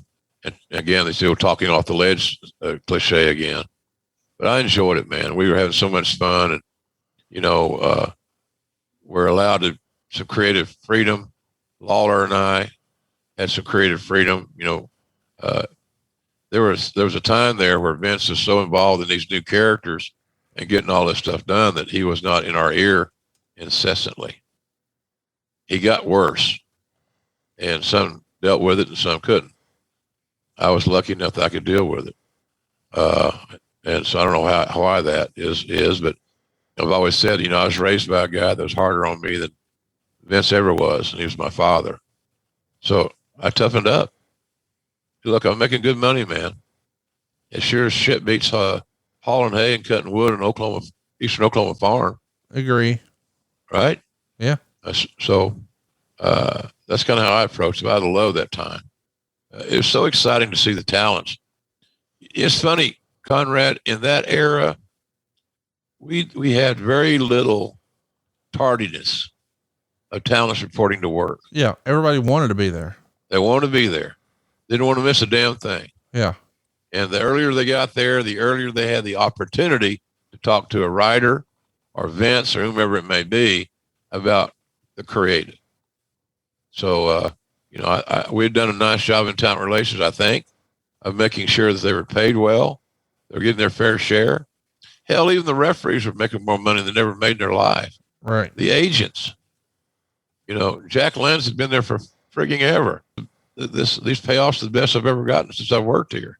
I took care of the referees, and I took care of the agents, and consequentially, they went above and beyond to deliver.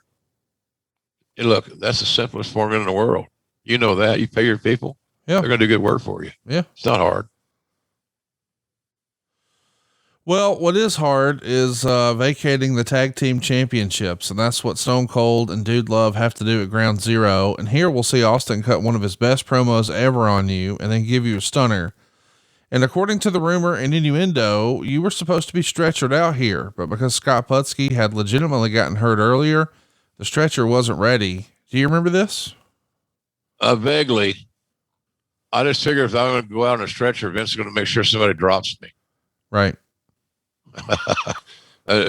It's a fat guy and a little cub.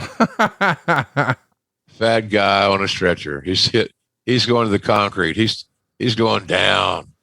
Yeah, that was I took one of the more ugly stunners that's ever been taken, I think. There's some uglier ones. I mean, McMahon in the early days took some ugly stunners, but nobody was on Rock's level. Rock took a stunner better than anybody, and he took plenty of them.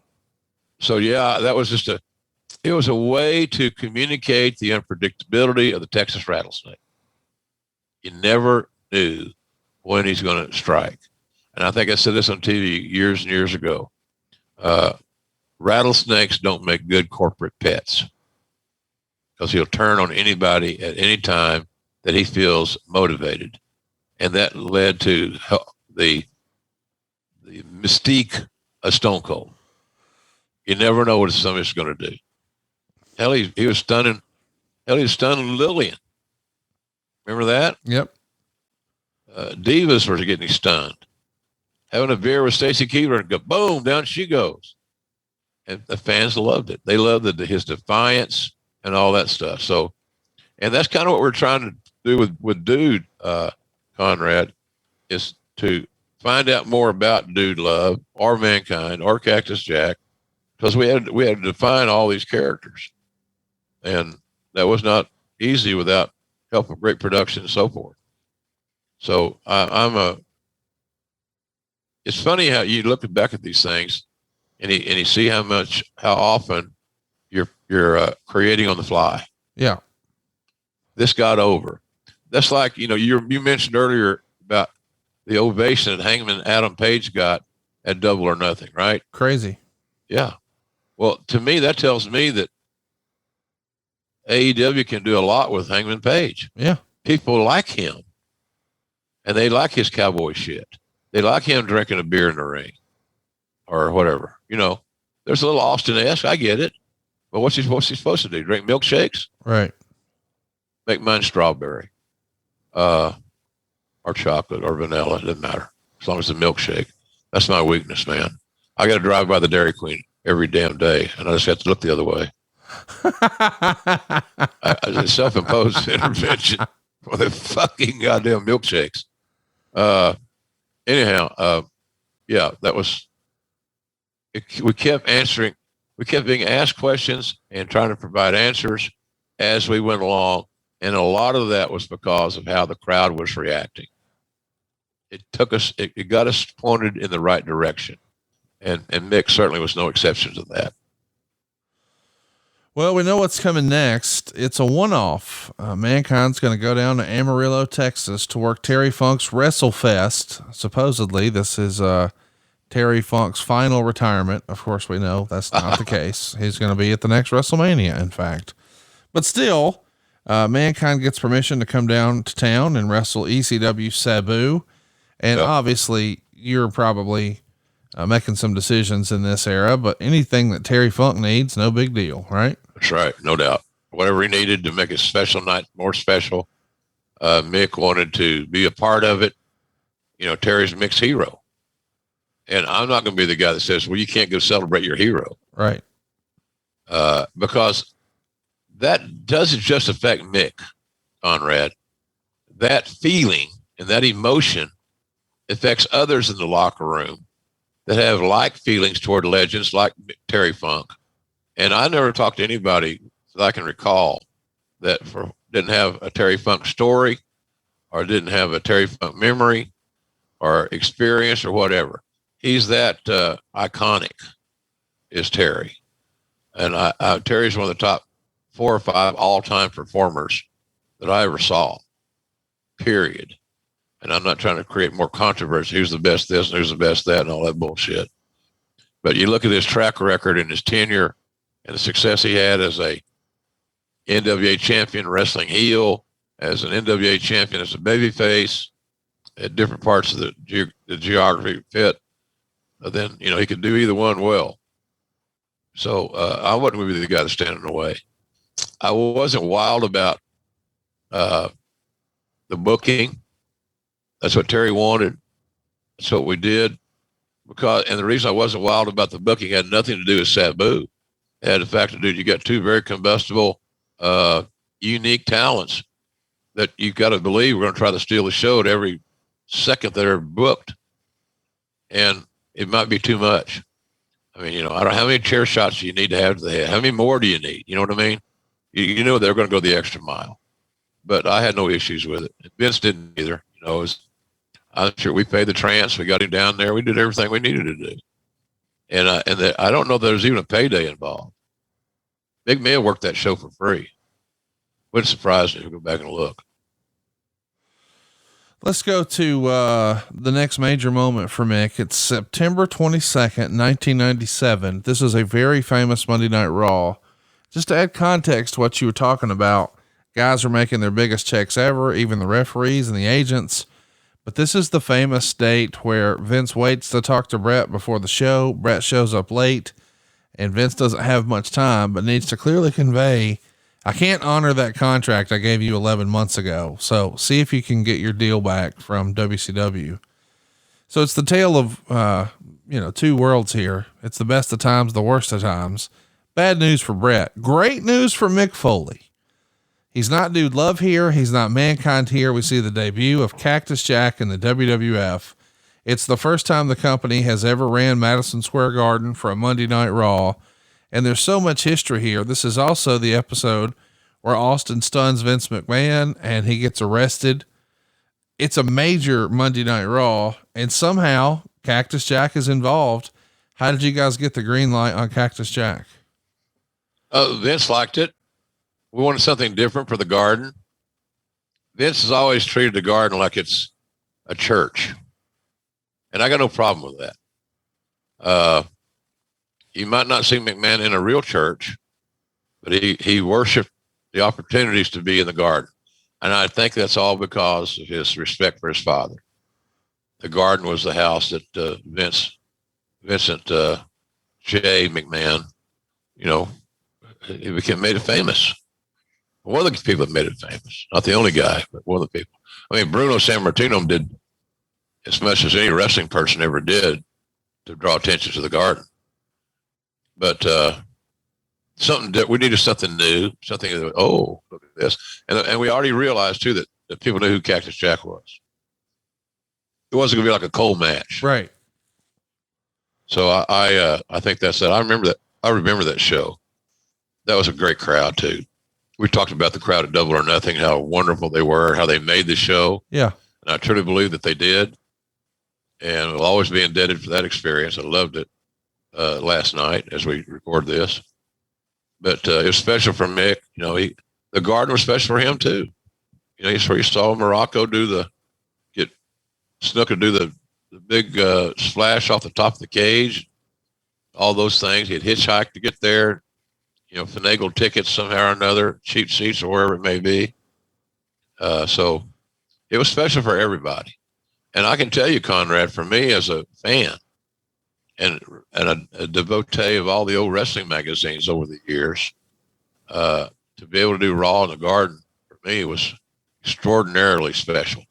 Still is to this very day. I'm a sports fan, and the Garden was, it was the world's most famous arena for a good reason. Boxing, wrestling, hockey, hoops, the Knicks, all that stuff.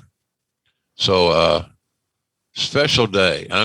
So we did something to make it more special, Conrad. That makes sense to you. Yeah. You know what I'm saying? Absolutely. I know what you're saying. All right. What I'm saying. I love when you do that. Hey, by the way, Cactus Jack here gets an ECW chant from the crowd, which is still fascinating to me in 97. Of course, Cactus has taken a bunch of crazy bumps, but the big one that everybody still plays back is the pile driver through the table. It's a table unlike any other you've ever seen in wrestling, perhaps the most gimmick table of all time. But still, Jack gives him a low blow and a pile driver, and that's it. 12 minutes, 29 seconds. We've all known that Vince never had an interest in Cactus Jack, but if you were new to the character, you had to be on board after seeing it here. Yeah, he delivered. He got the ball. He got his play call. He got another number on his jersey. Boom, go in there in the Garden. You're home away from home, Mick, and have fun. And again, he in the biggest moments, that are pivotal when you go back and look at them, like we're doing today, like we do every Thursday on this show. It made it special. Mick Foley has a specialness about him that can't be replicated by a booker or a creative staff or a writer. He has it, and you can't manufacture the it factor. And he always had that competitive drive to want to be the star of the show. The star of the show makes the most money. And to tell you, without taking some of the luster and the shine away from Mick, the money was always a big motivator for him. And why wouldn't it be? Yeah. You pointed out on the biography this past weekend that Mick loved being three characters because, hey, that means three action figures. And I just thought the quote there was so great because, as you said, it is all about the bottom line. And now he's going to have, 3 times the shelf space. Good for him. Yep. And three shirts. Yeah. And 3 foam fingers or whatever the hell it may be. But 3 entries on his royalty check. And that was important. Those quarterly royalty checks were much anticipated by the guys when they started understanding that if I promote my products, I got a better chance of selling them. Because as we said here on the show, my granny taught me years ago in her little grocery store in Westville, Oklahoma, you can't sell goods out of an empty wagon. So he always loaded his wagon with promotion. He got it, and he was happy to do it. And it worked out for him. He got some massive royalty checks over the years. We don't often talk about this, but we were supposed to see Brian Pillman versus Dude Love at Bad Blood. But of course we know Brian passed away the night before. Yeah. How hard on Mick was this? You're supposed to be working with him, and now your old pal from WCW, he's gone. That's gotta be I can't imagine. Well, it's hard on all of us. Yeah. Not just Mick. It wasn't just poor me, Mick. It was everybody. I mean, Brian was very polarizing. It was feast or famine with Brian with a lot of guys. A lot of guys were put off by Brian at times because of just the way he positioned his character and how he represented it. But most guys, the majority of the guys, I'd say maybe even the vast majority, they loved Brian. Brian's a man's man. He was funny, he's athletic, tough little bastard. And he loved it. He loved pro wrestling. And so I think we're all affected by it, but certainly, and Mick would have been affected maybe in a little different way because that was going to be a major match at this pay-per-view that never happened. So it was a sad day. Obviously, we've talked about this. It was a sad day. And I thought the dark side presentation of Brian's career was excellent. To see his aunt and little Brian, I got a lot of time for Brian Pillman Jr. I think he's going to be a big star. It's just he's got to remain patient, continue to get better. I like that team of Pillman and Garrison, the Blondes. So nice tribute to his dad too. The name of the team, the Blondes. So, but I think everybody was. Conrad, sometimes it's so hard, man. It's hard to get through it. It's hard to talk about it, even all these years later. But I'm sure Mick had a profound effect. Mick was a soft-hearted guy. Mick saw a father taken from his family, taken from his children. And that would affect Mick as much as the match being postponed on a pay-per-view.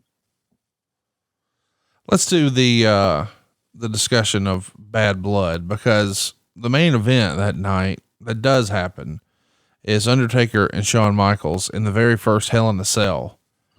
And we saw in the biography just this past weekend that for weeks leading up to the King of the Ring match in a Hell in a Cell in June of '98, Mick is pestering Mark with, hey, I want you to throw me off the cage. And he continues to get shut down.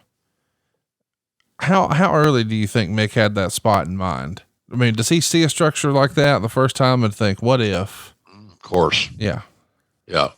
He sees a structure like that for the first time it had been used, and started picturing himself in it.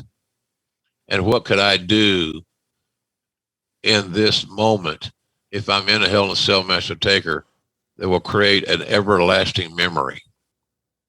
And he went way to the extreme, and the bump off the top of the cage. Conrad, I still have people that tweet me at JRSBBQ, or I see them in an airport now or wherever, that they talk about that all the time. Yeah. Still talked about the bump off the cell. If I would have screwed up history, because if it had been solely left to me, it would have never have happened. The risk reward is too finite. How do you get up from that? How do you not break something? How do you not destroy body parts? Something's got to give here. You don't learn to do this in wrestling school. It's just, I would have said no. If the risk is too high, and based on the risk reward ratio. But I'm glad I didn't have the vote on it. I didn't know he was going to do the damn thing. That's what was beautiful about it. I had no idea that spot was even in the match. So, and at the end of the day, I guess it worked out good. I mean, we're all talking about it today in 2021. This was 1998. So it was pretty cool, but it was ill-advised.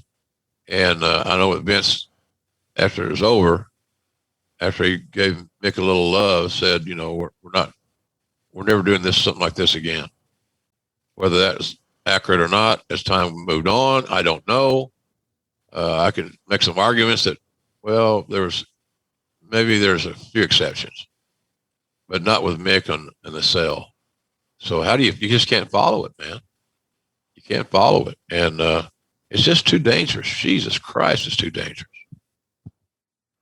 Well, let's talk about Survivor Series 97. Mankind's job is to get Kane over as a legit monster in Kane's very first pay-per-view match. Here it is from the Observer. Kane pinned Mankind in 9 minutes and 29 seconds. They turned the house lights off for this match, so Kane's gimmick is that he's wrestling in the dark, trying to get across the idea it's in the bowels of hell. Mankind did an excellent job of carrying him by taking big bumps on the steps. Kane worked as a monster most of the way until the finish, when he took one big bump. Mankind then pile drove him and put the claw on Paul Bearer. Kane got up, throws Mankind off the apron, taking the Nestea plunge through a table. This table breaking was great the first time they did it on pay-per-view, but it's becoming a monthly thing now. Mankind came back using a double arm DDT on the floor and did the hip shattering elbow off the apron. He went to the top rope, but Kane got up and slammed him off the top onto the floor. Mankind got up, crawled into the ring, and was given a tombstone piledriver for the pin. 3 stars. Boy, he is pulling out all the stops here for Kane, is he not? Just like he did for everybody, Conrad. Team guy. You know, Glenn Jacobs was another guy, much like Kane, that was beloved in the locker room, respected, a real pro, and Mick felt it was his duty, and it was his duty, to make Kane's debut on pay-per-view look as good as it did. And Mick took pride in that. He took pride in helping advance these guys. And if more guys in today's world were unselfish, as Mick was back then, they'd realize a much better career, quite frankly. So, it was Mick was always the right guy to put with, we tried to make, Hunter got made a lot by Mick. Glenn Jacobs gets his big win by Mick. Undertaker at the Hell in a Cell via Mick. That's just the guy Foley is. And that's why he'll always be treasured in my mind as one of the all-time greats, simply because he was always a team player who rose to the occasion each and every time he was out there to make his opponent look better than they were. Chat me up about what they were doing for Kane here on his first pay-per-view match, making the lights red. Does it affect you as an announcer? Too gimmicky? What'd you think? It didn't affect me. It was nice the first time because it was different, but it's not something I would want to see on a regular basis. I thought it did become somewhat too gimmicky. And that's almost oxymoronic to say something in pro wrestling is too gimmicky based on the nature of the beast. But But I thought it might have been a little too gimmicky, but nothing that I hated. The first time, I'm cool with it. I just don't think we wanted to do that on going forward on all Kane's matches. This didn't seem to jive for me. Let's talk about the fallout from Survivor Series. Of course, this is later that night, the Montreal Screwjob. And famously, Mick decides not to show up to work the next 2 days. Of course, in this era, they would do one live Monday Night Raw and then tape the next week. Foley's not in either set of tapings. Did you talk to Foley about coming back to work, or was that a Vince call? I knew that he wasn't going to be at TV. He told me. He was up front. He just didn't no-show, not talk to anybody. Right. That makes for a better story for podcasting. Oh, he didn't come. He didn't show up.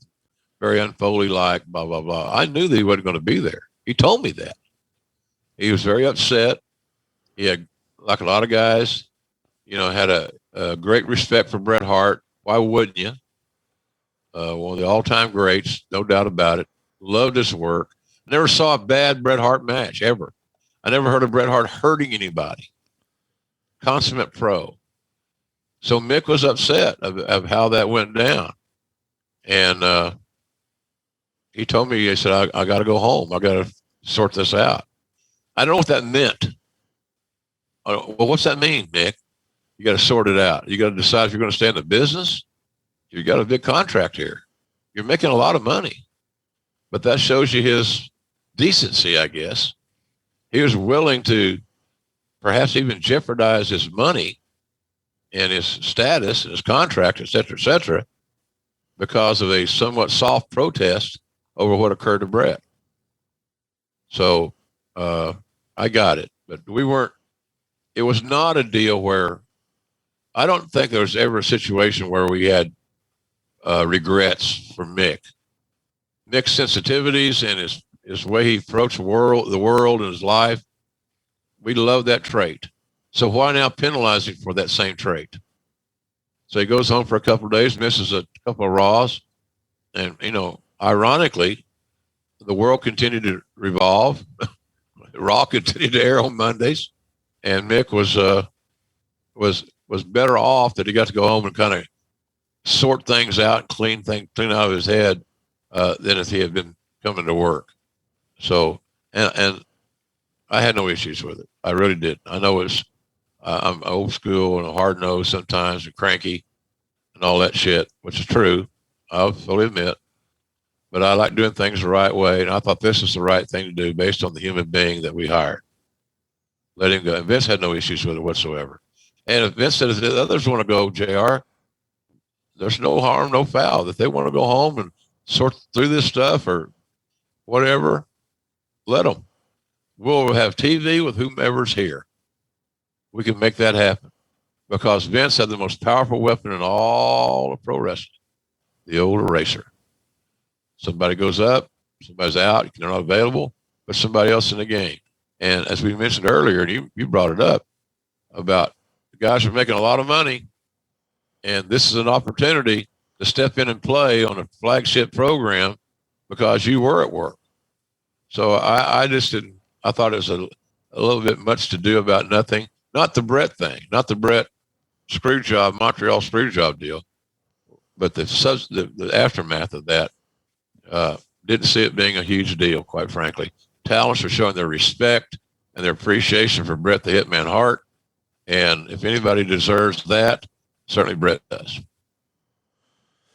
Let's talk about when he does return. He's coming back as Dude Love, and on TV, the New Age Outlaws are going to destroy him after he pins Billy Gunn in a one-on-one match. This is obviously the beginning of an angle with the New Age Outlaws. But some folks online are worried, what is the future of Foley here with the company? And since he was out in protest and he's back and getting double teamed like this, a lot of people are wondering, was he sending feelers out on the WCW side of things? Did you ever worry that, hey, this might be the straw that broke the camel's back? He's ready to move on.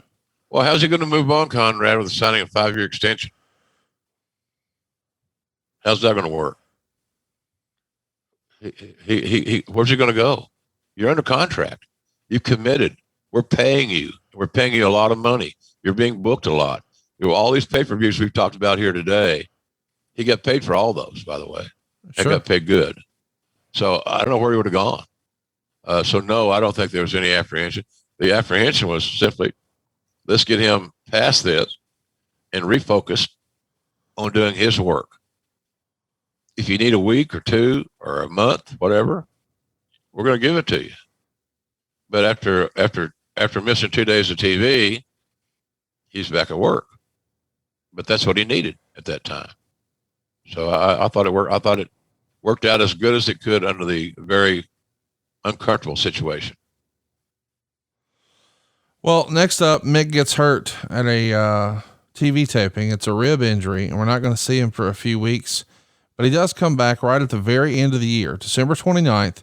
He's going to do the whole Transform interview again, where Dude Love goes to Mankind and then back to Cactus Jack. It gets a huge pop at the Nassau Coliseum, and he's going to beat the hell out of the New Age Outlaws, which leads to Chainsaw Charlie debuting by cutting his way out of a wooden box.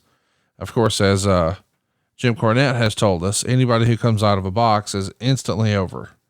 But what's fascinating again, you know, put him in a box. Late summer, you guys let him go work Terry Funk's retirement show. Late December, Terry Funk's back in the WWF. Just par for course for Terry, right? Yeah. But here's a question I would ask people that had tried to overthink that deal. So you're trying to convince me it's bad to have Terry Funk in your locker room? Of course not. God, that's like saying, hey, we're gonna bring Pete Rose in. He's got a little checkered past, but some of us knows how to hit. And he's going to be able to be in our dugout in our clubhouse, and we're going to have inevitably players are going to ask him hitting tips, you know. And I think that's what we were with Terry. At least I was always looking to play it forward and trying to get the knowledge out of these dudes, so these young guys can draw upon it in some regard. So, and Chainsaw Charlie was just another character, which meant another set of action figures, which meant another set of more shirts, whatever it may be. So, and he needed to work, and you know, why not? To me, it's easy hire. I mean, you know, and Vince agreed, and you know, Terry did a nice job with us as Chainsaw Charlie. And Terry Funk's a treasure. He's one of the most amazing individuals I've ever been in the wrestling business. How good he was. Any of those guys you can look back on, Conrad, that were the territory champions, that were the NWA champion type thing when the territories were existing. I got so much respect for those dudes. So Terry on the road would be a baby face in some territories, would be a heel in others, depending on who he was wrestling. And he delivers every single damn time. And that's a hard job because you're never home. You sacrifice all that home life, the time with your children, wife, whatever it may be. So, but Terry's incredible. I mean, there should never be a Wrestling Hall of Fame anywhere in the world without him, in my opinion.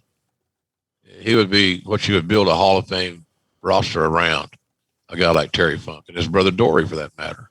My brother Dory, Conrad, will come to that goddamn Alabama and whip your ass. So anyway, I'm as you can tell, I'm a Terry Funk mark. Sorry, unabashedly. We've got to talk about how excited Foley must have been. He's tag teaming with his longtime wrestling hero. Yep. You know, here he was, I don't know, 5 weeks after he was upset with the way things went down in Montreal, and now he's teaming with his hardcore icon. So I didn't overreact to the Montreal deal because I figured how it might come out, knowing Mick as I did. Yeah. And it did work out that way. He needed some time to think everything through about what he had witnessed and how it may or may not affect his career or his mindset, his presentation. And you give him the time. And when we got him back, he was, like you said, he was ready to go. And he did. And it was nice that when you lose a friend like Bret Hart from the locker room and someone that has great leadership skills and is beloved by his own peers.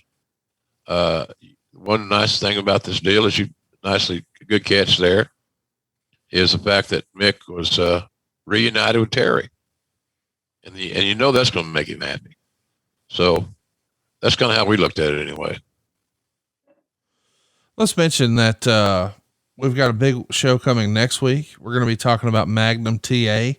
Love that. What did happen, what could have happened. It's got to be one of the great what ifs in professional wrestling history. And Tony Schiavone and I have been watching him week by week through 1986. And I'm about convinced he's one of the strongest promos in the business at that point. He's so believable. Yeah. And a lot of people thought he was the heir apparent to the world championship. And we're going to be talking about him next week. But before we get out of here, we've got some fan questions about Mankind's 1997. Good. Let's jump into it. The Rosen Coaster wants to know, what was it about the Dude Love character that prevented it from having a more significant run on TV that year? I felt like the vignettes Foley shot leading to the big reveal where we get the reveal, but then it's shortly tucked away again to be Mankind. Do you think Dude Love was a flop? I don't think Dude Love was a flop, but it wasn't as strong as Mankind or Cactus Jack. So we invested in TV time of the stronger of the three. You can't give all three characters equal representation. At least that's my take on it. So you have to prioritize somehow. And I think most people would say, even though I admitted myself, I love Dude Love, but Mick's strongest personas were not Dude Love. And that's kind of how that worked out. Here's another one from Tennessee Hutch. We get introduced to two new personas of Foley's in 97. Why was Cactus Jack the right persona to team with Chainsaw Charlie? Dude Love may have been an odd pairing, but why not Mankind? Could Mankind have worked instead? Of course it would have. Yeah. Yes, it would have. Tennessee. It would have worked, but that's not the call that was made. That's not the play that was run. And I think Cactus Jack had that cult following. The like you said earlier, Conrad, the EC Dub chants in the garden in ECW's backyard. It was just further testament that Cactus Jack probably at the end of the day, Conrad, and this is an arguable assumption by me, Cactus Jack was the strongest of the three Foley characters. Yeah. In my view. I agree. And I love Mankind, don't get me wrong. But if you have to prioritize TV time and creative investments, things of that nature, somehow or another, you've got to put the right amount of time in the right character. And Dude Love just drew the third straw. But to say he wasn't a failure or was he a flop? Hell no, he wasn't a flop.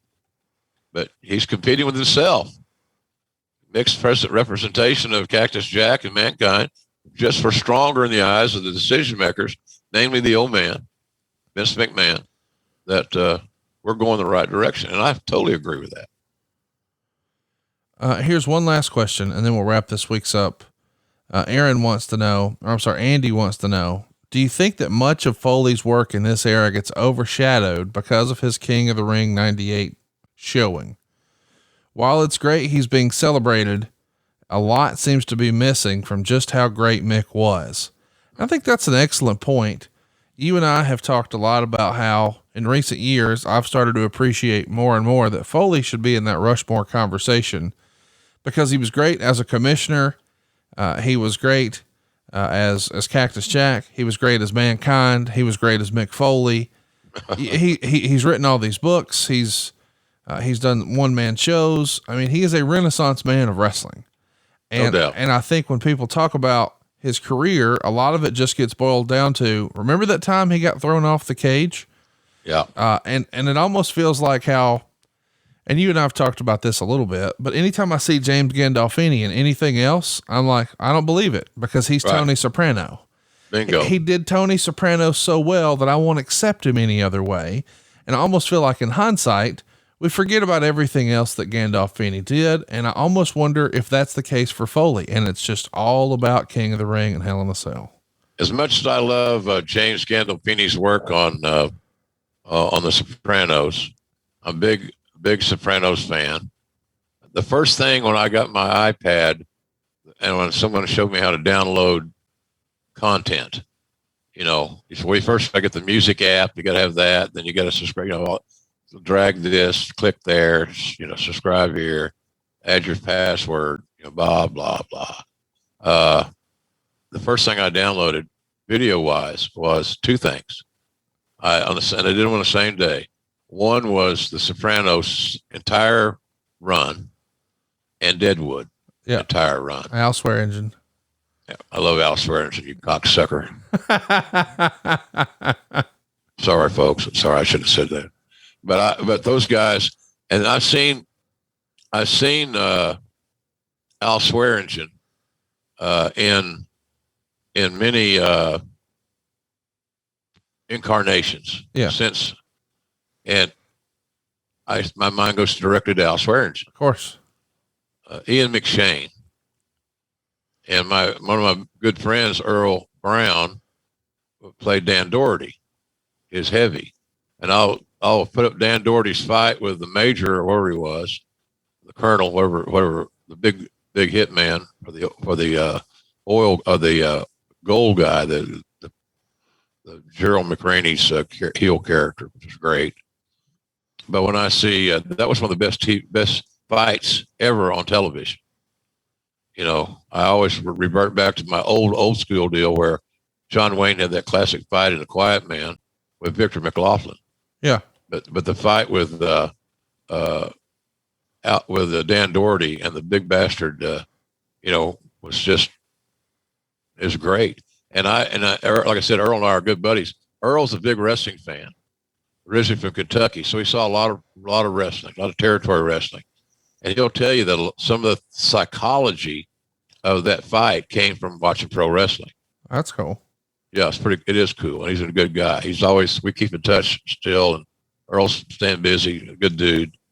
See, I think that if we ever do a movie on Under the Black Hat, which is still being discussed seriously, where they've got some people engaged ready to go, director, writers, all that stuff. It's getting closer. I thought Earl would be could have a good role in that movie in some way. I don't know if he plays JR or not, but you know, somebody's going to. The funny thing about that deal, not to digress too far, the real charm of that casting and the movie people is Jan. Yeah, of course. She's got a key role in this book. If you haven't read Under the Black Hat, it's a love story, according to a lot of folks. So I hope it makes it to the big screen at some point in time, or a Showtime special, or what have you. But I enjoy the work of those dudes. But Mick was that way. I don't know how he is. I totally disagree that he was, I don't want to say forgotten, or something seems to be missing on how great he was. See, I never looked at him that way. I've been there since day one. So I don't have that same feeling. And unlike a lot of fans, just because our opinions are different doesn't mean you're an idiot. It just means you and I don't have the same opinion. But if I'm a classy guy or try to be a professional, I shouldn't disregard your opinion. It's as good as mine. It's just different sometimes. And there's nothing wrong with that, you know. So it's all good. We all know who the greatest college football program is in the world. Oklahoma. Oh gosh. So see there, you disagreed with me. I did. And I'm not mad at you for it.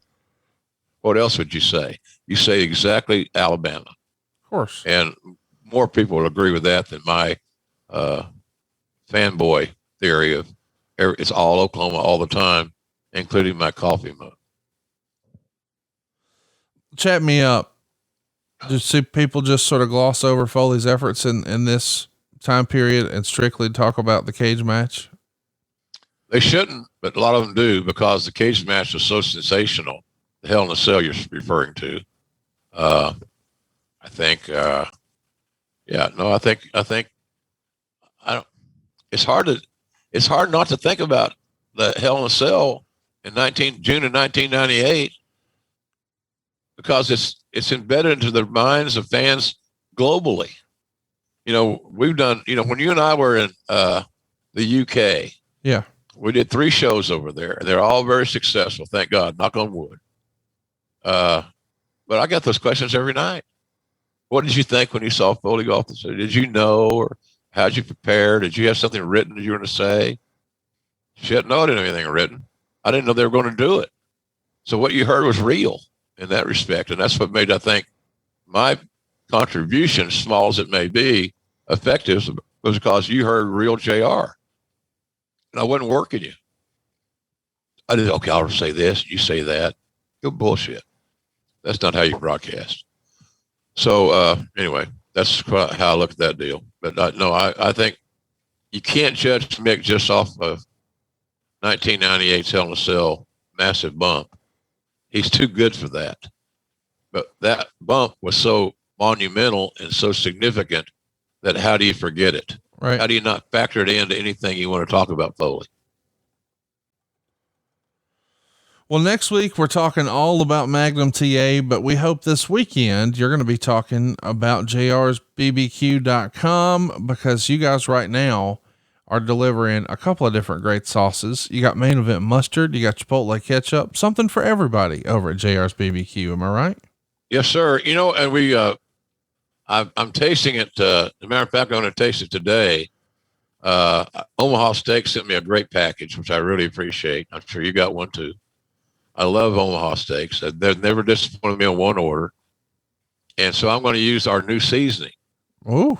We're test driving a new seasoning. And I got 2 bottles of it here sent to me. And so I'm going to use it in 2 or 3 different ways this week. You know, it could be burgers, steaks, whatever it may be, chicken.